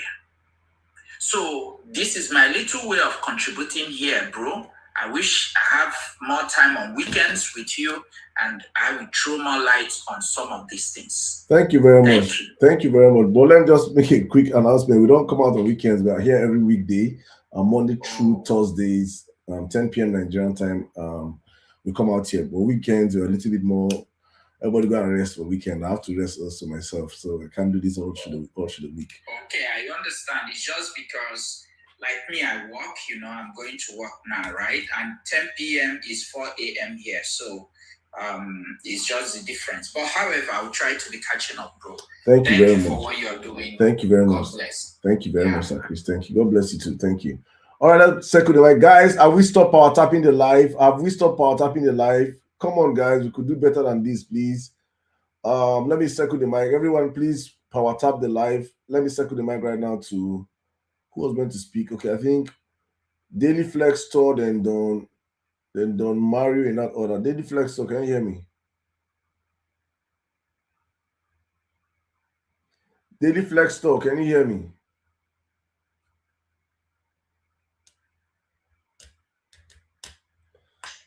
Yeah, I can hear you, boss. All right. Good evening. Good evening. You have the live 5 minutes, please. Okay. Man, firstly, I just want to say thank you for all you do. I don't really think I have much to say. I really want to say thank you. I know you and a couple of people I just started recently following doing incredibly well when it comes to speaking up. And I don't know if you get any threats, but I assume you are, because with what's going on in the country and how everyone is reacting to it, I know it takes a lot of courage to be able to actually say the truth, knowing fully well you're dealing with a lot of corrupt people that don't even care about, they don't care about human beings. But I would say the issue of Nigeria, I think we are our own problems. It's not only about the leaders, because I believe we have the number to start with, with our fingers, we can count how many leaders we have that have been in power, even before some of us were giving birth, or before a lot of us were. So the power has just been in certain individuals, be it their uncles, their dad, or whatever it might be. We have the larger majority of people that can come together and stand up to those people and be able to, decide our fate. I think some of us are still blinded with be religion, be tribalism. We like sentiment a lot. Oh, this person is Igbo. Oh, this person is Hausa. Oh, this person is Yoruba. Oh, this is a Christian. This is my Muslim brother. We don't care about who is going to be the right fit or who is going to be the right person to do the job. So that's one thing some of us have to start looking at. This Nigeria, if we are really one Nigeria that we say we are, what are we going to put in place to make the country move forward? Keep sentiment aside. And like I said, we have the number as people, but how many of us are willing to actually put our foot down and say, you know what, enough is enough? So I think we're not tired of what's happening. We're just complaining, and it's about another, it's like, then I was talking to a friend of mine today about kidnapping, who happens to be kidnapped in Nigeria way back. And then kidnapping was, I think they charged 5 million then compared to what they charge now. And then kidnapping, we only hear issue of kidnapping once in a while. It's only when, when they see that you're doing well or something. But now, kidnapping is just everywhere. Like, it's a daily business. It's a daily part of life now. And nobody cares. Like, how did we get here? From hearing these sad stories every once in a while and becoming a daily story with nobody cares. If it doesn't happen to you, you don't know how you feel. So I feel like we're so used to just relaxing and letting everything, as far as it doesn't happen to us, who cares? And when it finally happens to you, the other people you've been so relaxed when it happens to them are still going to relax, because they have experienced it, but you didn't put in so much work or energy to fight with them when it was their own turn. So until we come together and understand that enough is enough, if we want this country as much as all of us do, we have to stand up and, take over the country and decide what we want. I'm a big fan of Peter Obi, honestly. I'm a big fan of Jonathan too, and I know you're doing a good job in pushing and pushing and pushing. But one thing I'll say is, if Peter Obi, is actually ready to take over power, to take over the government, he has the people's support. The issue with Tinubu at first, we all witnessed the election. We know it wasn't free and fair. He has the massive support. I think that's the first time in a very long time that a lot of people actually came out to vote, and actually a lot of youth were on standby, to take over action. If he said that election wasn't free and fair and he didn't agree with the result, I'm sure Nigeria would have witnessed one of the greatest revolutions that would have changed things. And I say, most times you can be a peaceful person, but you're dealing with people that are not peaceful. People that are not, they don't even think like a human being. These people are willing to, take you out. They don't see politics as if, it's being free and fair. For someone that's contesting to come on, to come, I mean, the video is everywhere. To say, do whatever you want to do, snatch it. I mean, it's not a democratic like for someone to say that openly, to tell his followers to snatch the followers, do everything you can. So you're dealing with people that don't think like human beings. We all know how the issue of Funsho Williams went back in the days. Up till today, no results. So you're dealing with people that can do whatever it takes to take you out. So when you're in such position, I felt like he should have actually spoke. He should have actually, condemned that result. Point of going, I know, he's a very principled person. He want to do things by the book. But sometimes you're dealing with people that don't even care about the book. And, going to court, at the end of the day, we know how this is going to end. These guys are in power. Please, they own the judges. They own everything. So, I mean, let me just round up. But what I'm saying is, I think we all have to put our foot down and decide that if we want this, it might not necessarily mean it's going to end peacefully. But at the end of the day, let's get the result that we're all clamoring for. And I will say one more thing about the issue of Jonathan. When Buhari took up power then, for someone to say if you don't win, he's going to make the country ungovernable, and you are a sitting president, and you took that politely and be like, oh, you don't want no problem. And he said something. He said, no Nigerian blood is worth him, is worth sharing for him to be a president or for him to contest.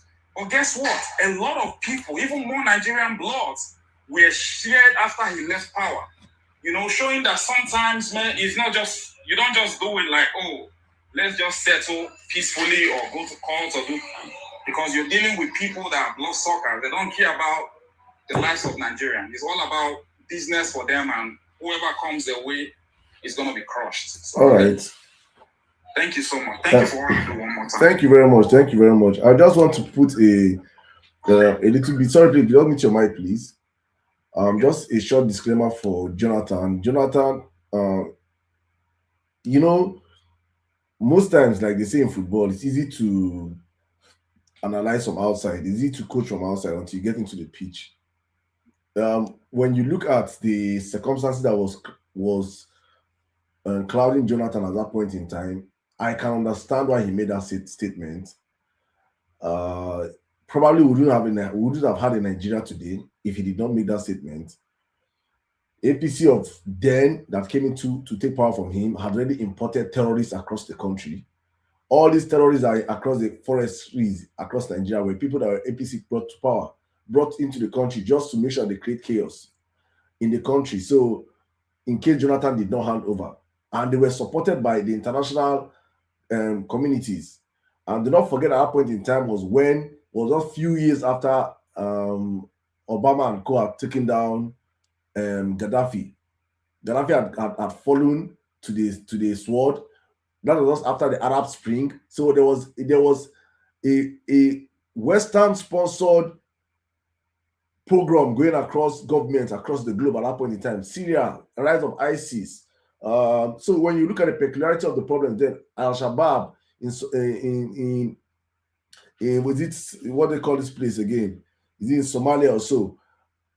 Rise of Boko Haram. There were so many things happening at that point in time, and Jonathan already had gone against the Western culture. What they are asking to sign to law, he did not sign. They wanted to bring in their base to Nigeria. He refused to bring in their base. He was going against these people's law. So there was already a motive to take him out of power, and he had seen it already that that election was rigged against Jonathan. That's the truth. The Jega rigged the election against Jonathan. People were telling Jonathan on time. There were meetings already being held in Saudi Arabia of Jonathan. We have seen Jega in this meeting with people in Saudi Arabia with videos, everything. Change this INEC chairman. He no agree because he knows say even if he had come out and say that he won the election or something, those people would have burnt down the country, and the man didn't want that to be his legacies. And I cannot judge him for that. I cannot honestly judge him for that. That is one decision that I can say. If did he play his politics right? I would have said no, because APC have come in to show us right now that these people are anti-politics. Look at what Tinubu is doing across the country, scattering all the political parties up and down. If Jonathan had done internal politicking well, he would have crushed APC from even coming up. That I can agree. But saying he should have not handed over power would have led to a civil war that Nigeria might never have recovered from. That's the truth. Right? People that could have taken out, someone look at it now, someone that had the power to take out Gaddafi. Do you know it's Gaddafi? Do you know it's Gaddafi? If Gaddafi can fall, who is Jonathan? He's across the same Sahel now. He's the same Sahara desert and the rest. Right? So it's important we understand that. Thank you so much. Let me pass the mic right now to, I think, guys, thank you so much. Over 100,000 likes. God bless you guys. King Aboli, I'm going to give you, then I'll come to you, Don Mario and that other. King Aboli, please, you have the mic. Okay, sir. Good evening, sir, from Nigeria. Oh, good morning. It's already 12, sorry. Good morning. Go on. Oh, sorry, my goodness. I'm already tired, man. I'm trying to switch you to the guy up there. Okay. No problem, sir. First of all, I want to thank you for all you have been doing. I've been obedient offline for a very long time, but this year, I say I'm going to be out, to be fully obedient, to be seen, and to support my leader. And I want to also thank you for educating our people, making them to know they have rights as a citizen of Nigeria. You know, one thing that I'm not happy with is some obedient will come and say Peter Obi should be rugged. He can never be president with being nice or this. We don't need a rugged president. We need a president who is going to give us what we ask for, who is going to serve Nigeria. Okay, Tinubu that is rugged, that is there in the seat. What is he doing? If you are there and you think the cabals are not allowing you to help Nigeria, why don't you talk to Nigeria and say, this is what I'm facing? And that is what our leader is saying. You seek solution from the people. That is how leadership works. So that is what I want to say. We don't really need a rugged president. He might be rugged, but we need an active president, an educated president, a president who can represent us in any way and also make a common Nigeria life better. Today, in 2023, when President Tinubu entered, we think we are even suffering. We think we are suffering. We never know that we are jumping inside fire. And I'm scared. And I believe that Tinubu will never win 2027. But if mistake that happen, we'll be in trouble. So I think we, the obedience, should focus more in educating our fellow obedient to get their PVC and focus more in voting 2027 instead of telling them that Peter Obi should be more rugged. Peter Obi should do this or do that. That is not what we want. We want Peter Obi to be Peter Obi. He governed Anambra State for 8 years. And whenever he asked him a question, he said, go Anambra State and verify. Go and verify for yourself. So I think all these people coming out, when I listen to when APC people ask question, I feel like I don't know why human being we be very wicked and speak lie to the public like this. You ask question, how are you going to fix Nigeria? Okay, I should come and tell you how I'm going to fix Nigeria. To do what with the answer? Vote me first and I will fix Nigeria for you. That's why I say, you see, this year, I'm going to come out fully to support Obi. I'm not going to support him only offline, but I will come online to also help and educate our people. So I'm so happy what you have been doing. I've been following you for a long time. I usually follow you on Facebook, but today I was scrolling on my TikTok and I come across and I see you online. I say, okay, I will come and join and also speak my mind. Thank you. I'm so happy for what you are doing. Continue and God will bless you and strengthen you and also protecting you, because I know this job is not it's not an easy job. Because even when I read your comment, I see so many comments. I say, God, how are you doing this? And this is the reason why so many of us are scared, because the kind of area we are living, we might get attacked when we talk. So that's why I'm so happy. And I believe and I pray that our leader will win, so that Nigeria will experience good leadership. Since I was born until now, I will not tell you that this spoon or this cloth is what I have benefited from Nigeria government, being a citizen of Nigeria, being born in Nigeria, and being grown in Nigeria. I cannot just boast of one thing since my school days and say, this is what I benefited from my country. And I think education is more important than telling people to come and lead protests whenever anything happens. We are too much in Nigeria. The number they are showing online is not, if you come to Nigeria, if you go around in Nigeria, you know that we are too much. And all these people have their different languages, cultures, and everything. You cannot bring all these people together.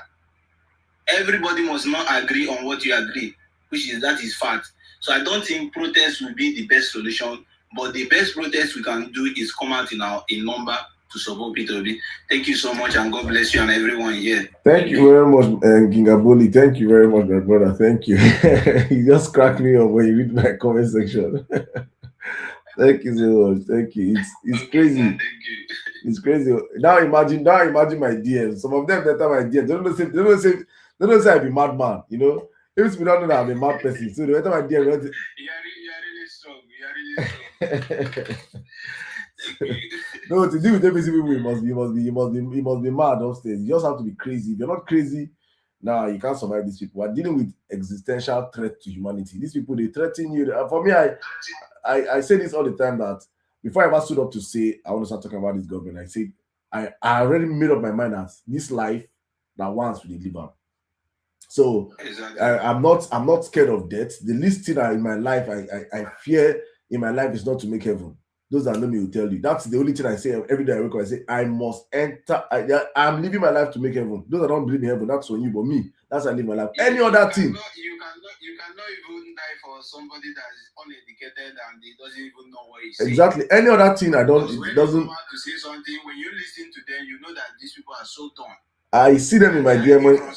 When you see them in my DM, hey God, these people are they are mad animals. They are being paid 5,000 to come and say rubbish, and at the end of the day, you will see them. Yeah, all these people, they are very, very hungry. Very hungry set of people. When I see what is happening online, I can ask myself, am I not a Nigerian living inside Nigeria? All these people that is defending Tulumba, I got you get one particular house where they build for them and keep them there. You people are going to benefit Nigeria, but you see all these people, they will not benefit it.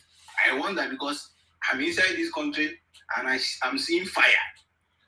My hunger. As a None of them are hungry and blinded by tribalism and bigotry.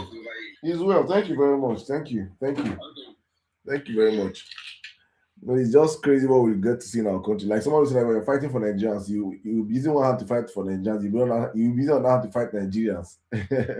So I'm already used to that, but I understand that to do what we are doing, we have to just stay consistent to the messaging. And if more people you're talking to are in tune with what you're saying, then you're doing it right. So that just has been my own motivation going forward. That You not gonna meet me for street, say one on one. If you meet me for street, anything we see you collect, right? And that is it. But I'm going to keep speaking my truth, keep saying the truth as it is. God knows that one day, hopefully, we'll get a country that works. And when the country works, then now these psycho fans are supporting evil without see how a working country can be. That you can actually live in a country. One of my first time that hit me, I was like, I told Nigerians, APC supporters are too dumb, honestly speaking. Sometimes I don't even to blame them because they don't even know. You know, when you're naive and you don't know something, you're ignorant of your reality, right? So I was like, I was on King Tunde's end of page, and I said something in the comment section. I was saying that a state like Lagos is actually a state built on water, right? And Lagos does not have pipe-borne water. In the 90s, in the 70s, in the 80s, if you on your tap in Lagos, water will be gushing in your house. There was a Lagos State Water Board system that was functional up until the 90s, until Tinubu became governor. All of a sudden, that thing died. Now, everybody in Lagos have water, have borehole. In a state that is built on water, do you know how dangerous it is that people are building borehole? Most of the houses in Lagos, they get borehole. They don't even think about the economical effect in the long run. Like, they did not think about it when they were building a coastal road. Like, every small rain now, flood everywhere. And I was saying that Lagos, if Tinubu cannot give Lagos water, pipe-borne water, which is the easiest thing to do in Lagos, he cannot govern Nigeria. This was pre-2023 elections. See insult. You dey craze, you dey mad. How dare you say Tinubu, now government will give you water? I saw that now government will give you water over 20 comments. That was why I said that, hey, there's a problem in Nigeria. Tinubu intentionally made sure that his supporters are illiterates. He did it intentionally because if they have sense, you know that it is the basic job of the government to provide for you light, water, basic security. These are they call it in social studies in primary school, basic amenities. These are the basic things that government will give you. That you should not even be campaigning that I'll give you light and water. No. But they don't know all these things. It's the insanity of the people that we have to educate to understand their rights in Nigeria today. But we'll keep going on. Thank you so much, sir. Oh my goodness. I think that's where we will draw the curtains tonight, guys. Thank you so much, all of you that came out tonight. It's been a wonderful conversation across all board. We'll be back again, God willing, tomorrow, 10 p.m. Nigerian time on the Emir Sirdam show. As I always say on this platform, we do this for God and for country. That's been my motivation. Thank you to all of you that contributed with your speeches, with your giftings. Every of you that liked this live to 100K, thank you so much. God bless you guys. It's been amazing doing this with you guys across all the platforms. From Facebook, I see you guys. Thank you so much. To YouTube, to my people on X, to my people on TikTok here. Thank you so much. You know, I will be back tomorrow. So I always say on Nigerian Maternal Definition. I'm just going to call on my top viewers tonight. El Nino Cruz, thank you so much. Chidima, Daily Flex Stores, Uno Circles, Word at Home by Osmond, Obi for President, Mr. Butch, M for Mikey, Omawakiri, Kingabole, Ola, Ugbo, Diamond, Sir Chris, Roslyn, The Ovia, George, Philip, Leona, Realistic in Nature, Ojodomo, Zamzi, Martins, the Waziri family, my people, what's good? Adekunle, Mr. R, Tachi, Figolet, Gracias, Johnny, every one of you that came out tonight, guys, thank you so much. We'll be back again tomorrow, as always, on the platform, 10 p.m. Nigerian time. Keep the date with us. See you guys, and please tell somebody tomorrow. Tell your neighbor to go and get their PVC. Please don't sleep tonight or wake up tomorrow morning without posting on your WhatsApp story. Go and get your PVC. That's how we educate each other. Thank you guys, and God bless you all. Good night.